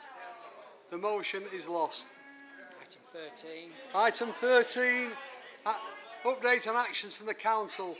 I call on Councillor Shah to move and Councillor Sykes to second the report. Move, Mr Deputy Mayor. Agreed. Does any member wish to speak? No. Does Council note the report? Thank you. On your report, I call on Councillor Shah to move and Councillor Sykes to second the report. Move, Mr Deputy Mayor. Does any member wish to speak? Does Council note the report? Don't keep asking members to speak if there's no time. Members' Allowance Scheme. I call on Councillor Shah to move and Councillor Sykes to second the report with the amendment and circulated Appendix 1. Move, Mr Mayor. Mr Deputy Mayor. We have an amendment now. We have an amendment to that. So it's Councillor Quigg to move the amendment. Moved, Mr Mayor. Seconded, Mr Deputy Mayor. Woodvine, yeah, seconded. Votes on the amendment. Those in favour? The amendment. Those against the amendment? The amendment is lost. The vote on the report as it stands. On the vote on the recommendations in the report. Do members agree the recommendations? Agreed. Thank you. Appointment of independent persons. I call on Councillor Holly Harrison to move and Councillor Sykes to second the report. Move, Mr Deputy Mayor. Is that agreed? Yeah, agreed. 17, urgent business political balance report. I call on Councillor Shah to move and Councillor Sykes to second the report. Move, Mr Deputy Mayor. Sorry. Is that agreed? Just carry on. Yeah. Does Council agree with the recommendations in the report? That concludes the business for this meeting. Thank you for all tonight.